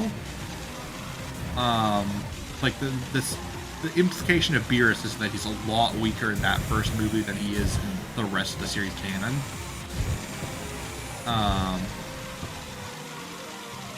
And all that. And then you have Resurrection F, which kind of continues its, adds a bit more to the powers and abilities characters have. And then you get Dragon Ball Super, the anime proper. And it retells some bits, changes some lore up some, and what we know happens now behind the scenes is that Toei and Toyotaro, the manga artist chosen to be Toriyama's successor, are just working off of the same notes given by Toriyama, but interpreting them different ways. That's what I think is going on with Tales from the Pizzaplex and Secret of the Mimic, where this is how Steelwool interprets the notes given by Scott of what's there and what isn't, and like what they should include. Whereas Tales from the Pizzaplex is how Scholastics, the writers that make those books, interpret the story, like what Scott wrote. And so they overall paint a collectively accurate picture. They just have noticeable differences between how the two interpret the same work. Like, if you've ever read, like, for example, the Future Trunks storyline of Dragon Ball Super is kind of one of those where it's like, it's more or less, Like, there's some stuff like Black having Super Saiyan, which he doesn't really have in the anime. He has Rose. Some other stuff about like key control and how stuff works, like the whole like shifting between blue and God to conserve energy. Elaborating on certain other like quirks of powers, or which the manga of Dragon Ball Super does a lot more than the anime, from what I know. I've never properly read it though. And the anime has stuff like Super Saiyan Blue Kaioken, which the manga doesn't really do. And then, of course, the manga has a lot more story added onto it right now than the anime did, because we just haven't gotten the rest of Dragon Ball Super as it was in the manga. And then there's some other noticeable writing discrepancies, because, like, when Toriyama wrote Dragon Ball Superhero, which is, like, completely him, like, that and Broly are, like, some of his most extreme, like, personal writing credits for the script. There's statements like, oh, Jiren isn't much stronger than either of us physically. He just has better ki control and, like, meditation and all that shit. Like, he's just a much better fighter and uses his power much more efficiently.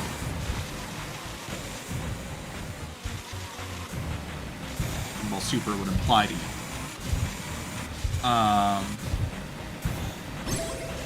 So that implies to me that how Toei interpreted Jiren's strength was much more literal.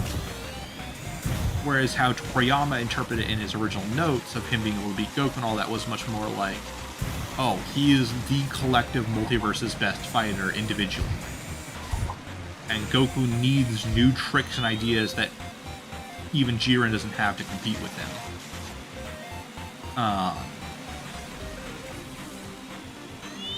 But they're unreliable and all that, and that's why he needs like teamwork and all that to beat Jiren. And all that.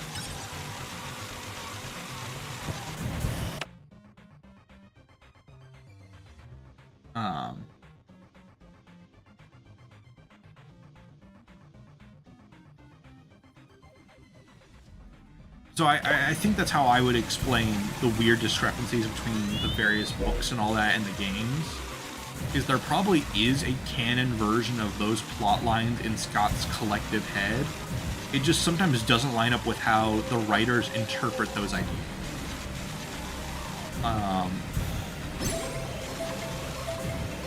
And that's kind of what I think happened with Into the Pit. It's probably the most tangible version where we can see that happen.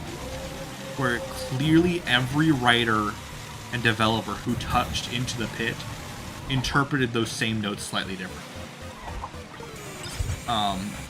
And we can kind of recognize a lot of the core structure of what's there.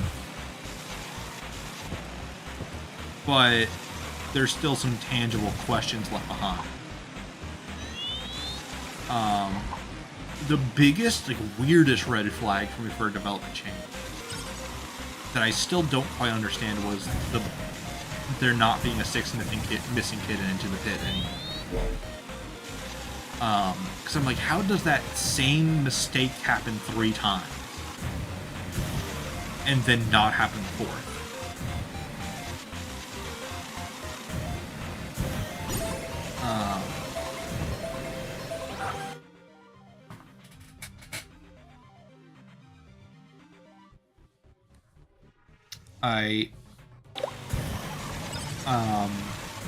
I also want to know what I just want Scott to say whether or not the straight plot line is canon or not.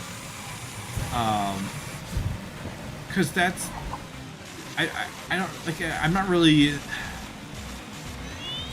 It's clear that we're not going to get a lot more additions on that storyline. And it's also, I feel like, if we just leave the series as it is now, people are just going to say the Into the Pit games are their own continuity or some shit. Because I can already see that kind of happening with Return to the Pit, and if the future FNAF games for the short stories don't clarify where they exist in canon, that's going to, I think, just be the standard. And that's annoying. It kind of sucks that arguably the best version of Into the Pit is the one that might not be canon or might have the least relevance to canon because of its own continuity.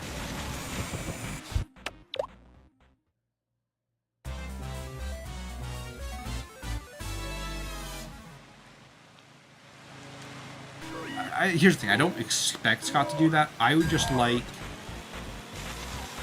a scene that, clearly... Here's the thing, if Fetch, the game, or whatever the next short story game adaptation is going to be from Megacat, shows 6 bodies again in reference to Into the Pit scene, then we know it's different continuity. That's a conscious decision after Returning to the Pit to maintain that this is intentional and is 2 different worlds. And if we see the Stitch Wraith in that to me implies either there is a canon Stitch Wraith that's in that we haven't encountered yet in Return to the Pit's timeline, versus the Into the Pit game timeline, or some weird shit is happening, I guess. I also just want a more elaborate origin story for Eleanor. I don't dislike the concept of her character. I just want a bit more of an explanation of what her deal is meant to be, even on a surface level.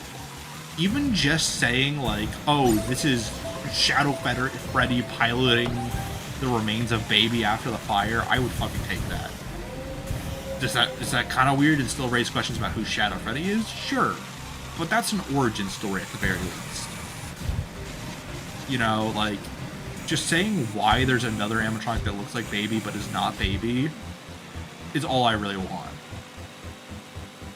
Because I can tolerate almost any origin for that character if there is at least a clear plan in mind. Hello, whether it's welcome to the stream.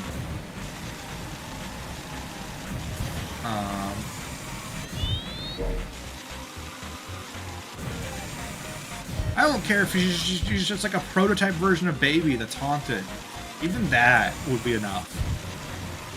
It'd be like, oh, well, Raspberry Entertainment was meant to make her for the early Freddy's locations, and then because she was like kept in the safe room and when the missing kids were killed, agony flowed into her, and that's all she is. That's all she wrote. That's her. That would be enough for me. Not the case, but, or at least not as currently implied, but it would be enough for me. Ooh, there's a purple little streak effect.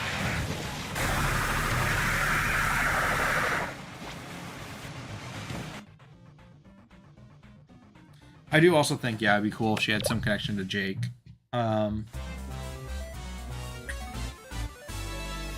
If she had a connection to Jake or Andrew, that was more clearly stated.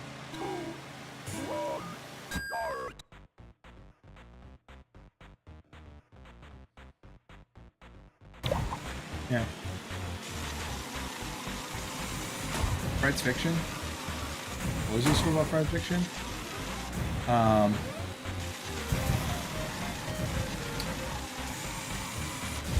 I will say my video on Frights Fiction is a little different than what I think the standard of Frights Fiction was prior to it. A lot of discussion about Frights Fiction is about the kind of core premise and not about what I was talking about. I was specifically talking about the idea that Frights Fiction was how people in universe interpreted the weird shit around. Like the idea of the sister race being how people in universe interpreted Ennard, for example, was one idea I toyed with in that video. Well, I never really agreed with that even when I made that video. Like, there were weird descriptions in the short stories that came to mind. For example, we know with Molten Freddy that he drips remnant from his mouth. With like the red to other people that might like look like blood or a red substance. But you know, the Molten Freddy was originally Ennard. So it might look to people like blood or some red liquid is oozing out of their mouth. Out of this pale-faced animatronic hiding in the dark. Or like this endoskeleton. Slash explanation for Ennard, for example, or the Stitch Wraith is it's how people in this world interpret Ennard.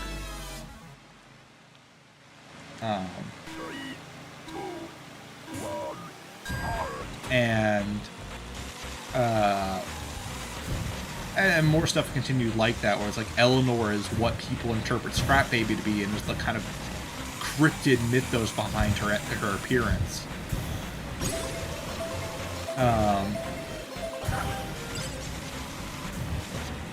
And that got completely washed aside for, ooh, the Fazbear wrote the books, which I did mention in the video. That was like a significant part of it and all.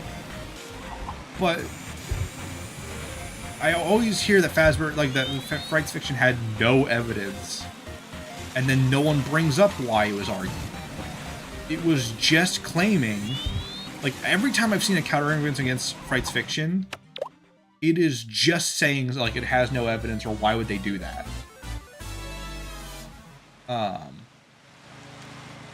And that's always been really frustrating for me. Is like, okay, there was a thing. I never argued Fright Fiction was canon. I was arguing like, hey, could this be a thing we're getting storyline-wise? Like, could this be why the stories are like presented in this way? And part of the idea was like it was an interesting compromise narratively because a lot of people were theorizing in very extremes. It's either parallels or it's all canon, basically. It was like how it kind of felt it was being argued. There's a little bit more nuance to it. But I'm like, it doesn't... Part of what I wanted to talk about in that video is like, it does not need to be one or the other. There's other ways we can interpret these books.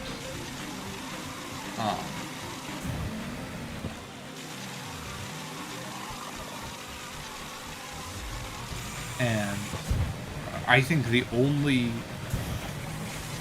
even then, like, Frights fiction gave a really interesting explanation for how Tales could be canon but still reference Frights. Is what happened in the real world was Baby went around with the Remnant Pendant, and that gets interpreted as Eleanor. In the short stories.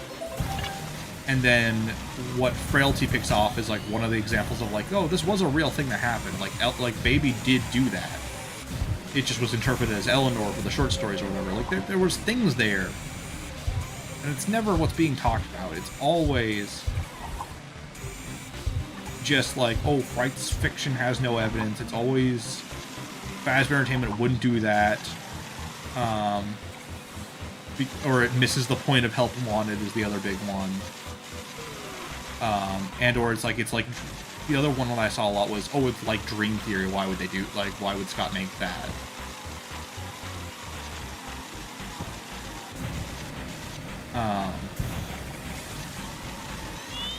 And the other argument I saw, it's like, was, oh, well, if they're based on real events, doesn't that make them basically canon? And I was like, once again, no one seemed to get the point of that video. And a decent part of it, I would argue, is part of my fault with that video's presentation. But at the same time, it feels like a lot of people didn't even want to try.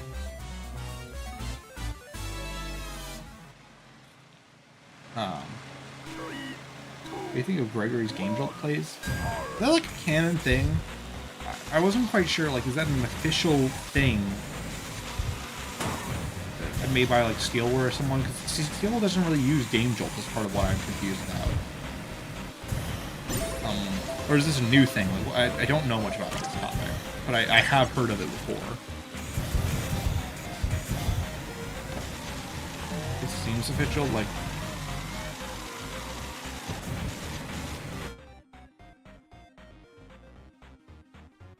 Yeah, part of the, as Jackson pointed out, like, some part of the idea of Frights fiction was like, it is based in reality. It just takes some interpretation to figure out why it's, like, what it's referencing. And it also means, because what's tricky about Help Wanted, that, well, a lot of people say, oh, it's because it references real events from the games, and it's part of the point, therefore, this was, okay, I need to pause to actually explain this a little bit more in depth. One of the core counter-arguments I saw brought up a lot against Frights fiction, as I presented it. And this was one of the few times people actually responded to something I said in the video. And it wasn't just like about the topic of Frights fiction was, oh, if it was similar to Help Wanted, where they're trying to cover up things that happened, then it should be reality, because in Help Wanted's case, the indie games that they're referencing are based on or the mini games we play in that game are pretty direct recreations of real things that happened in the series past. So therefore, if the short stories operate in the same logic, they should be near one-to-one recreations too. Except, like, part of what I was talking about... I meant to talk about in counter-arguments, but never really did because I never made a follow-up video. Was Help Wanted is half not real, in a way. Like, Vent Repair has no basis in reality as far as we can tell. Like, there's no room like that in FNAF 2's location as far as we understand. Vent Repair Entered also doesn't seem to be, and also we know that, just objectively, the FNAF 4 level is not an accurate recreation of several things. It's not like Circus Baby doesn't appear in the Nightmare Chambers, really, even if they are, like, related physically. And, you know, Dreadbear's a completely made-up character. Nightmare On is a completely made-up character in-universe, even if it's based on a real entity in the form of the puppet. And that was, like, the logic I was going with for Eleanor, is, like, Eleanor is based on Circus Baby. It's an interpretation of Elizabeth's actions as the character, but it's an original character made from that image. Just like how Nightmare On is in-universe made in the image of the puppet, but an original character by Fazbear, as far as we know.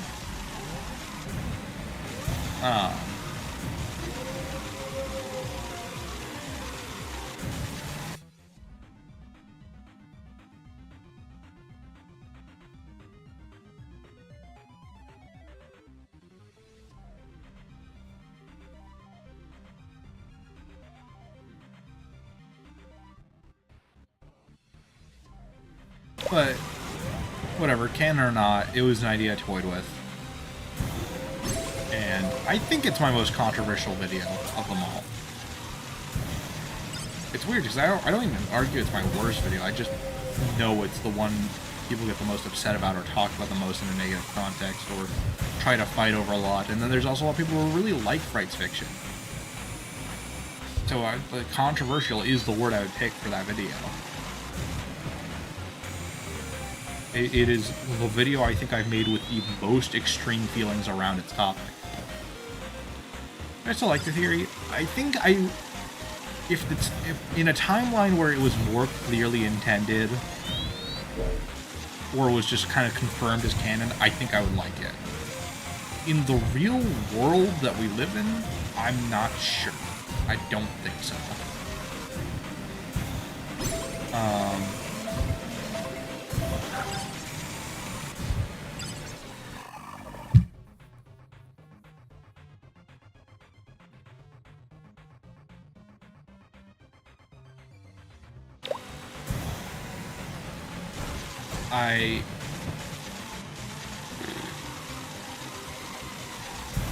I think I would just prefer a remake of the Frights plotline over Frights fiction. I think my order list for theories I would prefer being canon would be Frights being remade, Stitchline being somewhat canon but just inaccurate in certain parts, then Frights fiction, then Frights games, I would say. Because everything being a canon would make some level of sense if some of it was meant to be canon. Like, it's kind of weird to be Swiss cheese about the storyline and just have random holes where it's like, some of the stuff that was meant to be there isn't.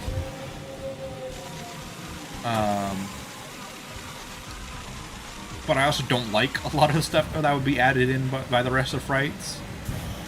A lot of the lore additions, if you try to take all of Frights as canon, are really dumb. If I'm being just completely blunt about it. And very repetitive and, like, kind of don't serve any purpose.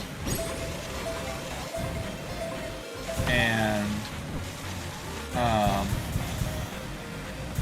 then the least, like, the option I would want the least is none of it matter. Parallels, I don't think there's really... I guess the Parallels is right below Frights game. Because on one hand, there's something kind of cool about, like, oh, well, like, we'll still try, like, obviously it's trying to help with lore. But in terms of, like, personal things I want, or would prefer, I actually don't think I prefer Parallels over Frights game. Because at this point, I've kind of made peace with everything that I didn't like about that storyline. I still think Andrew could have been handled better, but his existence doesn't really bother me anymore. My least, like, the least favorite option is just that none of it mattered. Like, yes, it had some lore and parallels, but, like, it was basically a nothing series. That, like, in terms of fitting into the overall canon and world of FNAF. Like, no, it was just a self-contained side project we did that nothing really connected to other than a few basic combinations. Or, like, some basic, like, world-building lore. I don't think anyone really wins in that regard other than people who just really hate the books. Even then, they don't really win because there is genuinely cool stuff in the books that they don't get to see in any form. That's why I say the remake option is the best, because that gets you a chance to iron out every single continuity error or question raised by the continuity. It gets you a really good chance to explain, like, what is canon and what isn't. And, like, iron out the exact details of why things are the way they are.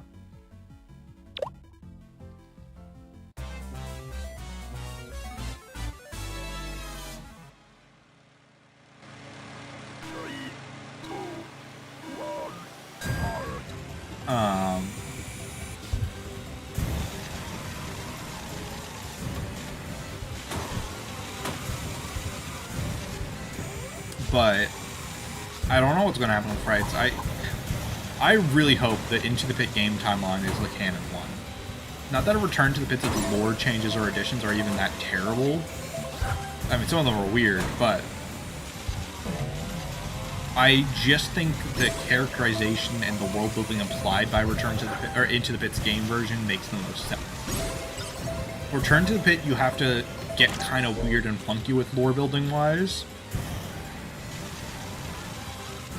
Whereas, because there is no answer for Return to the Pit that is not a little weird. If you try to make it just time travel, it's like, then what is the Yellow Rabbit in the past? Like, is that William in the past? Because it can't really be because of the whole mind-body switching thing going on with Yellow Rabbit.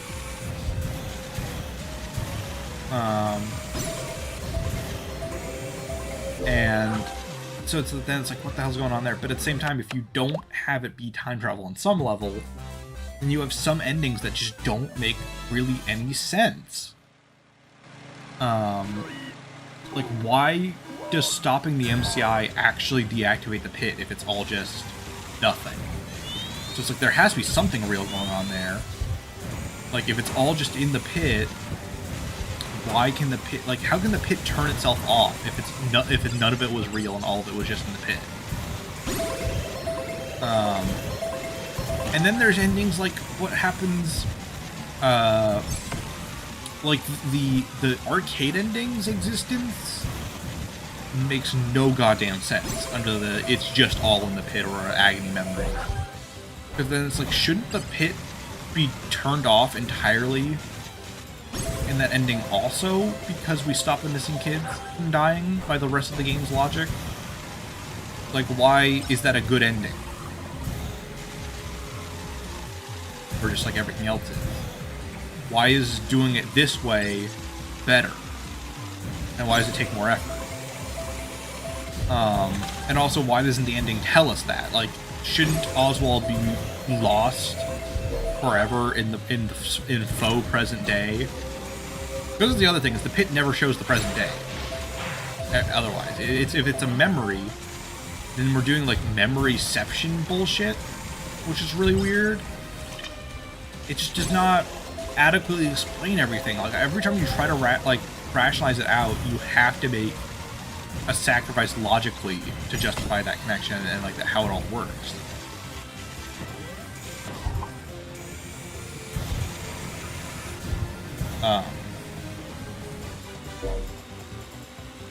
So that's what I'm saying. Like, you can't just have it be pure time travel, and you can't have it just be pure memory nothing. It has to be like some half and half slurry of a theory or like a storyline. I think my favorite interpretation is, and there's some variations in this, like you can play degrees of it, are like the flip side style theories where it is affecting the past, but not in a literal way. So from, like, for example, this is how I explain it in the most like weird way, or not weird way. The question that gets raised the most with the half and half time travel is like, how does it work from Mike and Chip's point of view? Because they do remember Oswald when he goes to the past. So it's from Mike and Chip's memories of what happened, and even to an extent the reality of what happened around them, was impacted where they remember, and the world around it, even reality remembers, Oswald being their friend. But that was changed. That's not how it really happened in the past. That is a change Oswald made with the pit. And so that's accounted for. And the pit keeper, I guess under this interpretation, is not changing anything. He's just wandering around and he's not using the powers of the pit to actually do anything to this version of the past. So that's why he's not really William. He's just some roaming entity that no one can really interact with until Oswald does. So, however, when Oswald does something significant, like kill the Yellow Rabbit, that does affect the past because it kills William, who the Yellow Rabbit's like analogous to. I guess is how I would explain it. Like, the Yellow Rabbit, the Pit Keeper, is Pit World's counterpart to William. It's sort of like how Glitch Bear seems to act on the behalf of spooky eyes but isn't literally spooky eyes. By killing the pit keeper, you kill, I guess, William, who it's connected to. And thus break the magic of the pit, because it's based on the missing kids and all that.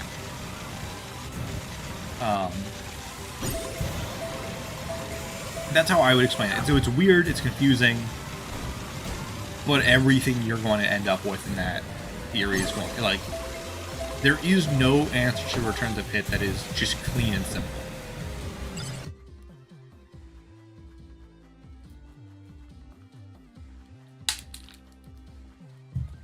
The other theory that I do think would make a lot of sense is it doesn't change the real past, it changes how the world around the past remembers it. The only issue with that question is it raises questions like, why can the pit stop working? And why can the pit disappear when you change something? Because there's the arcade ending, there's the ending where you kill the yellow rabbit accidentally early on. That also gets the pit to stop working and also gets trapped in the past. There's like an ending where like Oswald like rapidly ages, I think, to make up for the time difference. No, okay, Cat. The whole Into the Pit is in Oswald's head. That theory fucking blows. That's one of the ones. If that's canon, it ends up being canon. That's the stupidest fucking route the story could take. I'm going to die on that hill. It is the entire point of Into the Pit is stupid if that's the case, because it means everything is pointless. Nothing goes anywhere. Oswald's character sucks ass under that interpretation. Because he only gets better in his own head when he thinks about, ooh, maybe I should have been a better kid. Oh, but I'm dead, so it doesn't fucking matter anyway. The fact that Oswald can be trapped in there is stupid, if it's all in his head. The fact that Oswald can genuinely make a happy ending doesn't make any sense by the logic of it being in the pit. It's like, then what is really going on and stuff like the cake minigame or ending? In that minigame, he's in the present day once it's all done, and everything is fixed as if history was altered. So is Oswald just living this delusion for the rest of his life that he saved the world? Can the pit even do that, like memory-wise or alteration-wise? And also, shouldn't that free his soul? By the logic that the original short story set up with the pit, where like change it, like you can save someone if you go in there to find them. In that ending, he should, if the idea was he was trapped in the pit, and he has now made the perfect memory utopia, whatever the fuck, he shouldn't exist anymore. His soul should move on. He fixed the ending and the memory. He should be done. That's not what happens, though. He just goes on with his dad and fucking leaves.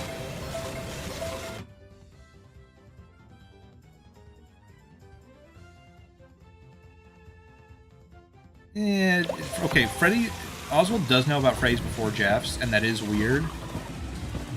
But that goes more into the flip side theory, I would argue, than it does go into it's all in Oswald's head. Because the problem is there's no first timeline to our knowledge. That's the problem with all like loop-based theories. Is because Oswald recognizes them as similar, but he doesn't know who they are. If Oswald had like a thought like, how do I know who they are? In the short story or Return to the Pit, that would be a little bit of a different story. But he just acknowledges that they're similar. And the other weird thing is, like, if the idea of the flip side style pit, or one version I called was like, I never made a video on that, but it was upside down pit, which was kind of referencing Stranger Things as upside down, with the idea of one source of sort of magic that's contained, and now is leaking out into the world around it and corrupting things around it. And that's the answer I would use to justify stuff like, why does he know who Freddy and the gang are? It's because the pit is leaking out and changing the world around it, and the pit is centered around Freddy, so people are starting to remember and learn about it when they really shouldn't anymore. I don't just mean like, yes, a lot of time travel theories struggle with the first loop concept in general, but it's a bit more egregious here, I'd argue, because it doesn't go anywhere. If one of the other endings was kind of built around the assumption that you were going back to your past self a bit more, like, if there was an ending where you, like, wake up day one,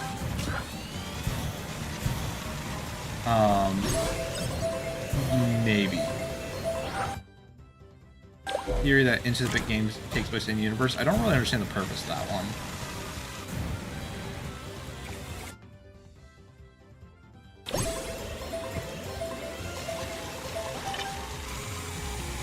Like, it's the whole idea of a time loop makes sense when it's like, okay, let me put it this way. Why would Oswald be in a time loop when his story itself does not revolve around the idea of a time loop? In, let's say, a Harry Potter 3 or a Prisoner of Azkaban situation, right? Harry saves himself in the past, and then that gets him to go on the adventure that allows him to time travel in the first place to go back to the story to save himself. That's a time loop. That makes sense. It's weird, but it makes some level of sense. This doesn't. There is no Oswald goes to the past to save himself or help himself or justify something like that. That never happens.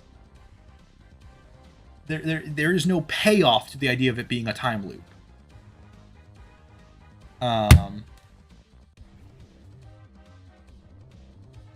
And it's like I said, it doesn't go anywhere narratively. The idea of a time loop only makes sense if there is a conclusion to that concept that goes back.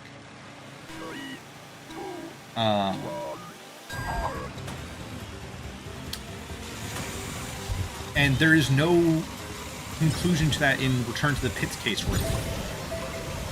Because it's not really a loop, because there's endings to it. Stuff like the cake ending, there's no, like, oh, Oswald tries again. If every ending in Into the Pit ended with him dying, I think that would be a different situation. That would be like oh, he is trapped in the loop, and while he can make different choices a few times, it will all eventually lead to the same singularity. But there's stuff like, oh, he can stop the pit from working. So he doesn't die, he just is trapped in the past. Well, that's not a time loop, he's just now trapped in the past. If in another ending we found Oswald who was trapped in the past, separate from our main Oswald, like, when he time travels to the past, he runs into another version of himself, then there's something. There's not, though. That doesn't go anywhere. It only serves to explain stuff like the Freddy, like him knowing kind of Freddy's beforehand. And I think there's other explanations for that make more sense. The time loop was kind of with the game version, because he has that one quote that's a little weird. Where it's like, I'm never doing that again. From the one ending where he, like, leaves.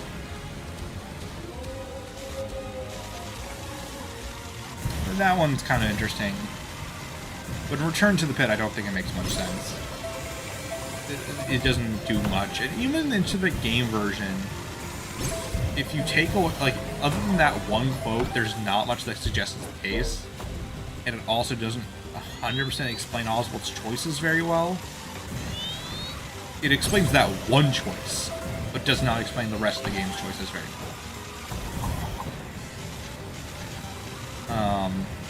Do you think if it was a time loop, Oswald would mention that more? Or that would play into the story?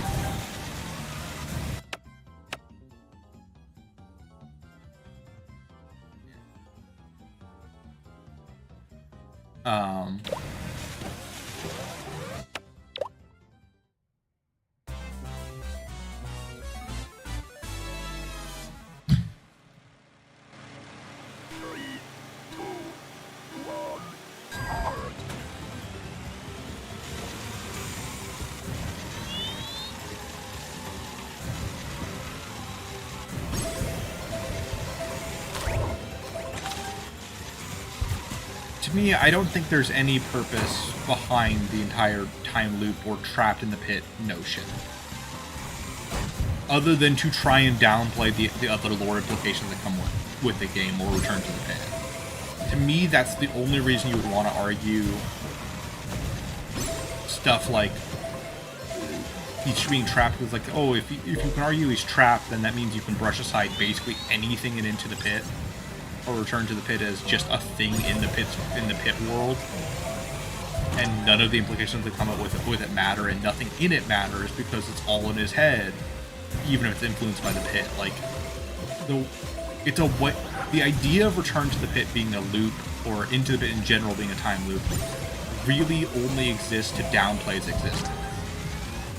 And that's the same shit I got with Frights, Frights Fiction, and I agree to an extent with that, even if I feel it's a little different, but, like, I did acknowledge that as a problem with that setup, and it's a problem with Dream Theory too. Like, the fundamental premise of these ideas does sort of take away from the existence of these media stuff.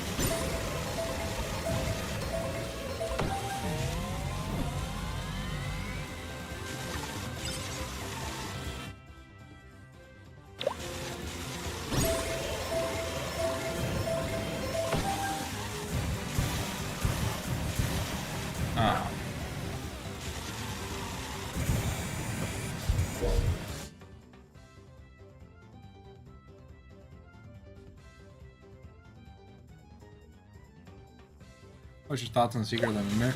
I don't know, it looks cool. I'm hopeful for it. I already have seen, I haven't watched them, but I've seen thumbnails and stuff of people already deciding that Secret of the Mimic sucks. I'm like, wait, I've seen one trailer of it. I saw one thumbnail say, like, the death of indie horror, and it was Jackie with the blacklisted label, like, generic over it. I'm like, okay, you don't like Jackie, cool. There's like a ton of other characters in that game that stand out a bit more and are more FNAF-y, if that's what you want.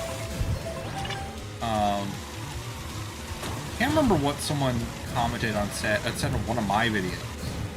That was I missed when FNAF was more to the point or whatever. Like, I don't even remember what the complaint was. I just remember it was like one of those really weird blanket statements that doesn't mean much. It's like, that could mean so many things.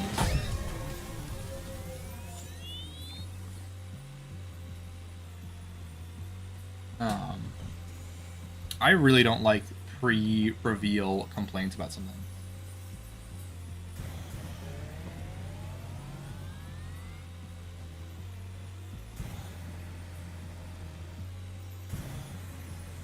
Yeah, I don't know what the fuck that statement was. Let me find the exact comment. I don't want to reveal the person's name, like, even, like, just their online name, because I don't want to send unnecessary hate at them. But it should be in my more recent... Okay, here's the comment.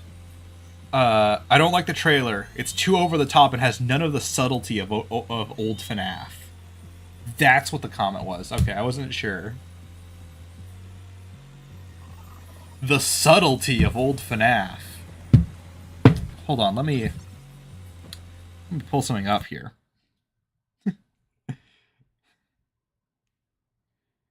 Okay, yeah. Okay, I was trying to think of... I knew... Here we go.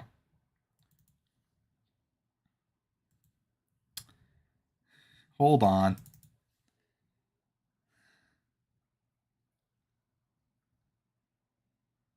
Let me let it load.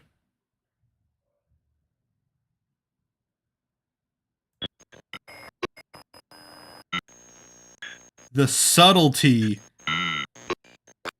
of old FNAF. I don't know what the fuck subtlety means, by the way. I don't know what it's referring to. The trailers? Is it referring to the trailers? Is it referring to the character designs? Because, no, it can't be referring to the character designs. You cannot...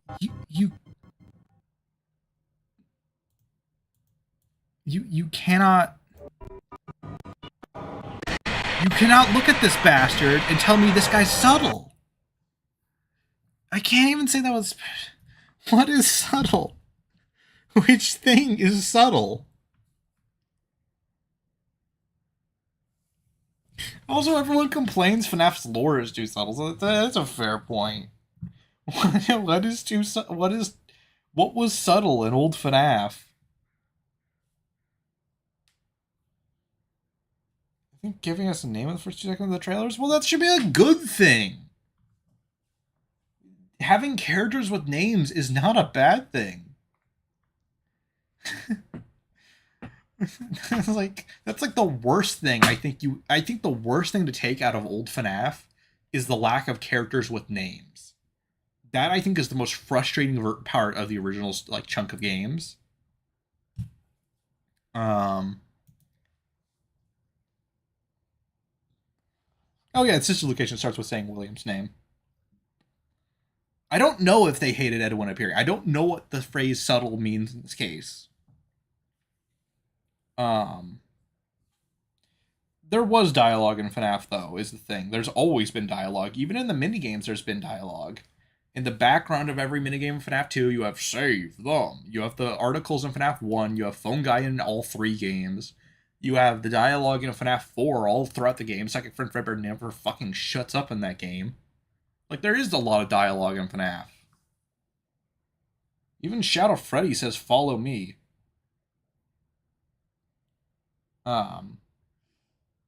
That's one of the things, if I ever get some significant work done on Freddy's Bizarre Wonderland, I want characters to have names.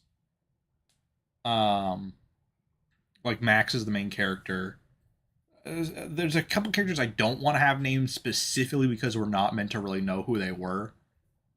Like narratively, I don't want Springs to have a name other than Springs. Because the idea is they've been so consumed by their work and their obsession over William's work and what they've been able to do that they've forgotten they've kind of lost sight of who they were. And that's why I don't want that name to be like part of the story. My controller has stopped working. Or my controller might work. Hold on.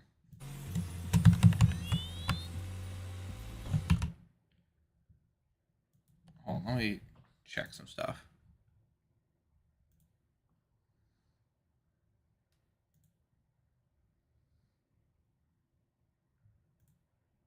Okay, hold on. Let's see if this will work.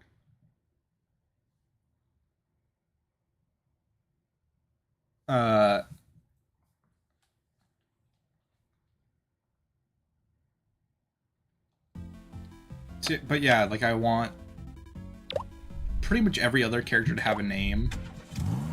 Even Fennec Foxy will have a name reveal eventually in the story. We just won't know it for most of the story. Like, it's one of the last things we learn about that character, who, if you don't know about the Freddy's Bizarre Wonderland lore,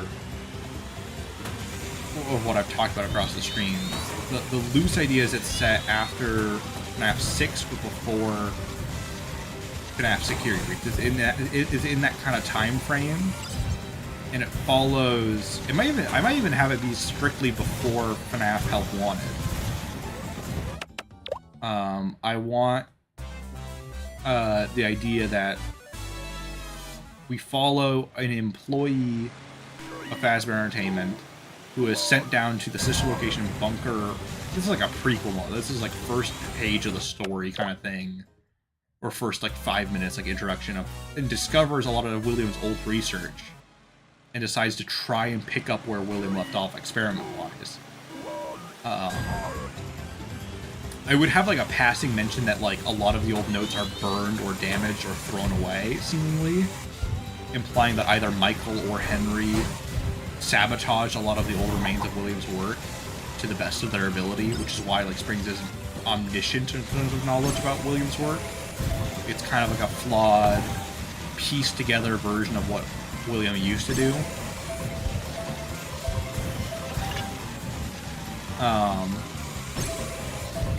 And then eventually they adopted the identity of the Spring Electron.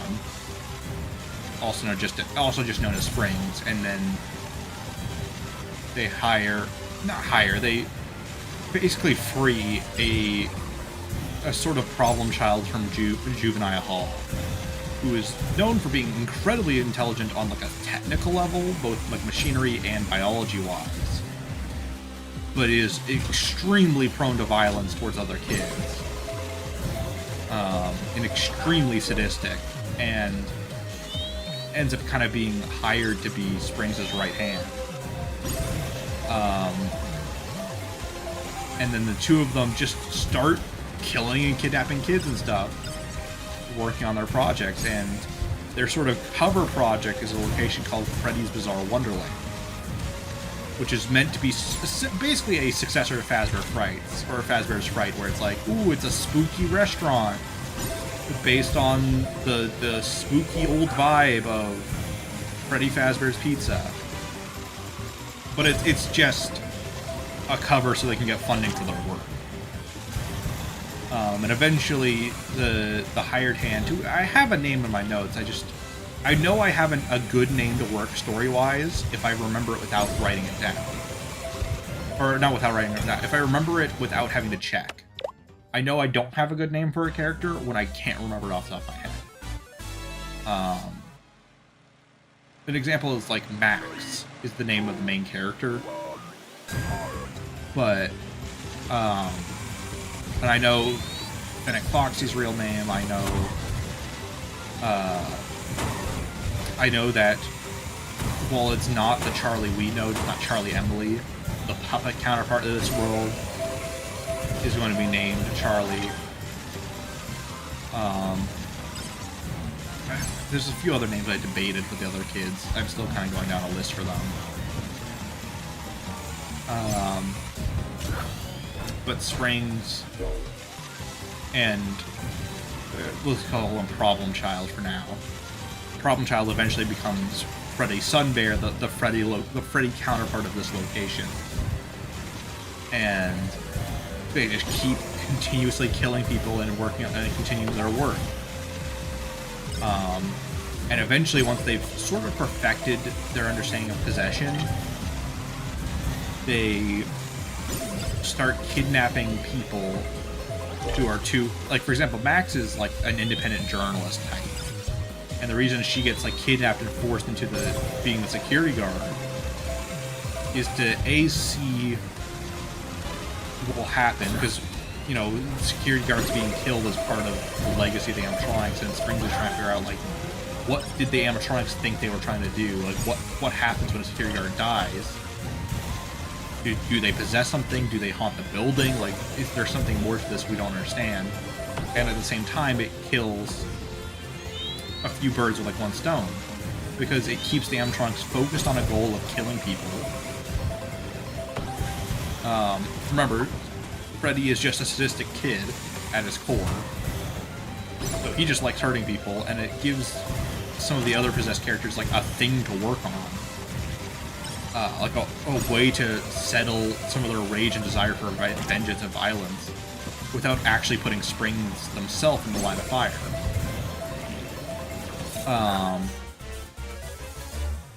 And also shuts anyone up who's getting too close to the truth.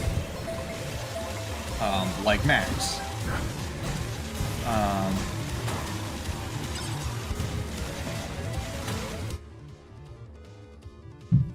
No Pop Goes released? I have no idea.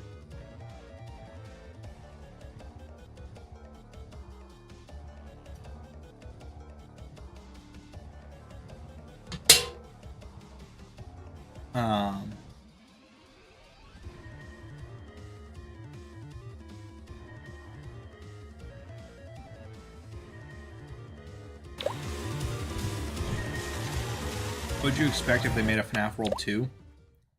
I would expect something that takes the canon more simply. Like, FNAF World plays so weird and fast and loose with canon that I think a game that makes its like continuity and how it functions a little bit more clear and tangible is probably what Scott would do. Because that's one of the things that's like weird about FNAF World 1.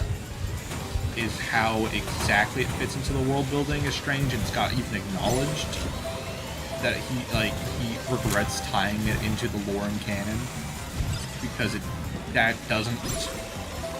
On one hand, it is just a given, like it's just how it works. But at the same time, it is really weird to try and consider like what is canonically happening from anyone else's point of view of the story.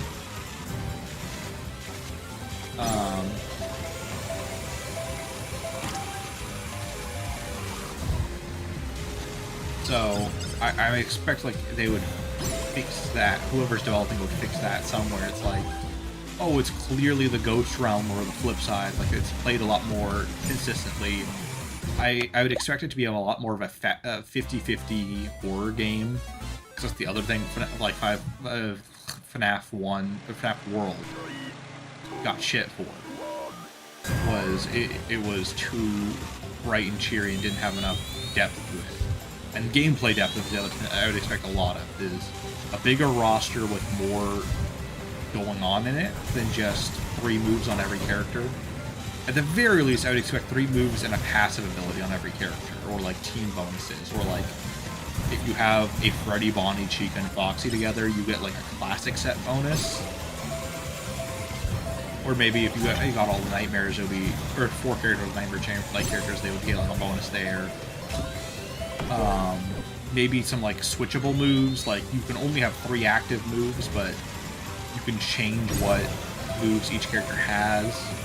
And it would probably be something that connects to the more modern story, or maybe be nothing at all. Like it could just be a silly for fun game with a spooky side that maybe implies some lore along the way.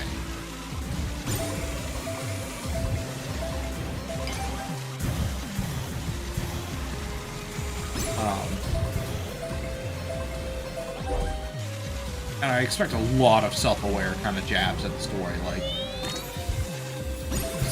Freddy finds a book in the woods or something like that, something stupid like that, and the book's story is like incoherent and keeps bringing up a character who's like inconsistent, and it's like, wow, they can't seem to make up their mind of whether or not this character is really part of the story or not.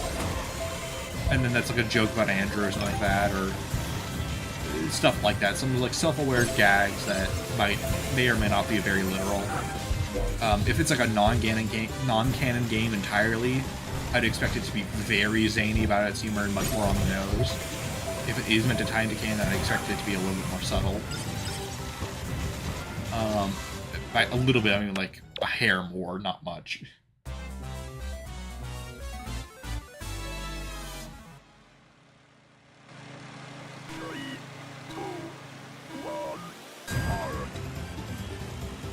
I do also hope that future FNAF books are not anthologies. On one hand, I appreciate that the individual short stories themselves are shorter. On the other hand, I do not appreciate how underdeveloped certain plot lines were. The fact that we needed to get 2-parter short stories, starting with the second half of Tales to flesh out certain ideas, is the biggest implication of like how frustrating they are conceptually.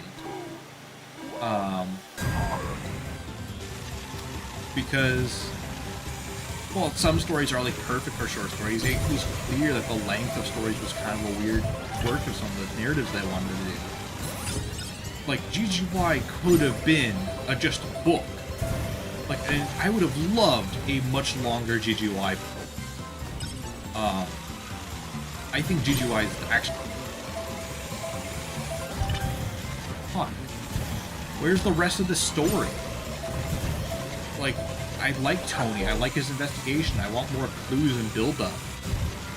I want to see, like, a bit more of a struggle with GGY after the reveal, and maybe him trying to appeal to Gregory's humanity and some origins on how Gregory gets to that point. Like, there's so much to do with that premise, and it's barely there. And the fact that the stories are split in 2 is awkward, because it's like, do we need all of both stories to fill this out, or do we need, like, 1.5 stories?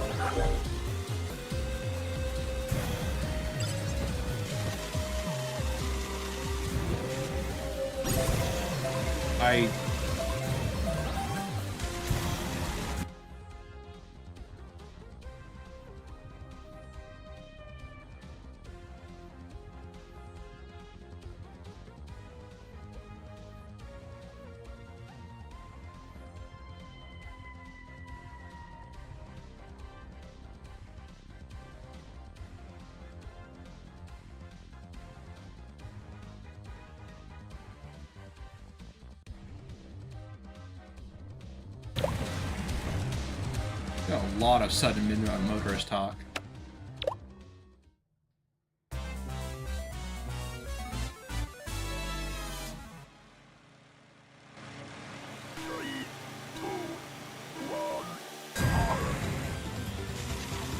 I will say a lot of the theorizing about Midnight Motors can be very hard-headed.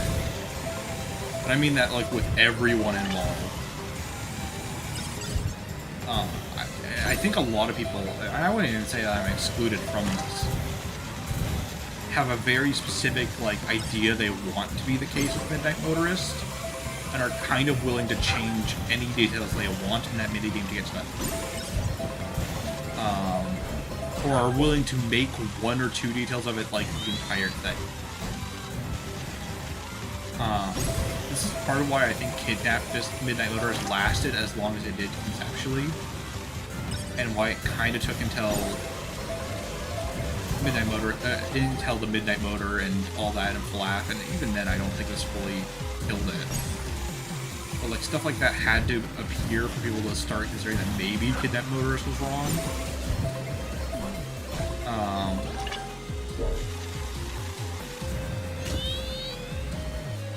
For example, like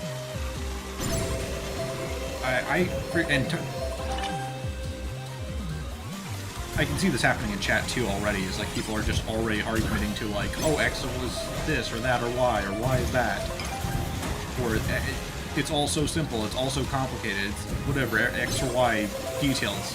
Like people want to fucking hard commit to certain beliefs or interpretations, and then that's that. It's never going to change for some people.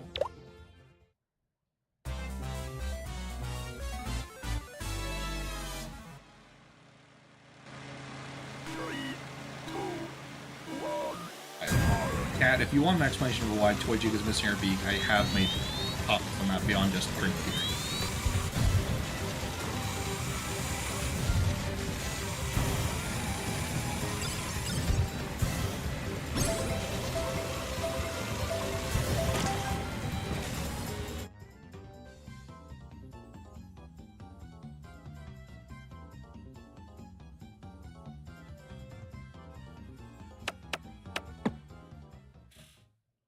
I'm gearing up to end the stream soon. My throat's getting a little sore.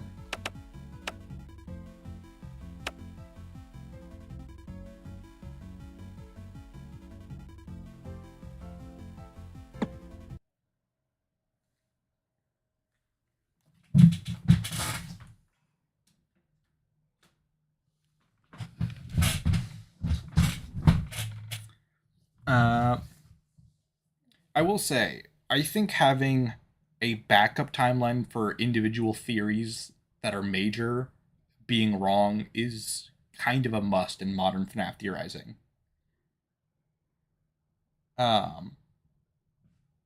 Like having, as Josh Laudel mentioned, like the idea of having a backup timeline is important. I'm still working on what I would do if Bite Victim Running Away was canon. Well, I still stand by Mike being the Runaway. Like, I am trying to figure out, like, what would I have for the Bite Victim if that was the case. I do have a very noisy chair. And likewise, that's why I talk about, like, the idea of both Cassidy and Andrew being the vengeful spirit, and so on. And I think being super hard-headed about, like, no, it must be this, and I will refuse to move on any points, and I'll just repeat the same things I say over and over again very frustratingly, is incredibly stupid. It doesn't get you anywhere to just hunker down in your own little world and say everyone else is wrong. So I would say just be cognizant of other ideas and try to interpret new ideas and explore them.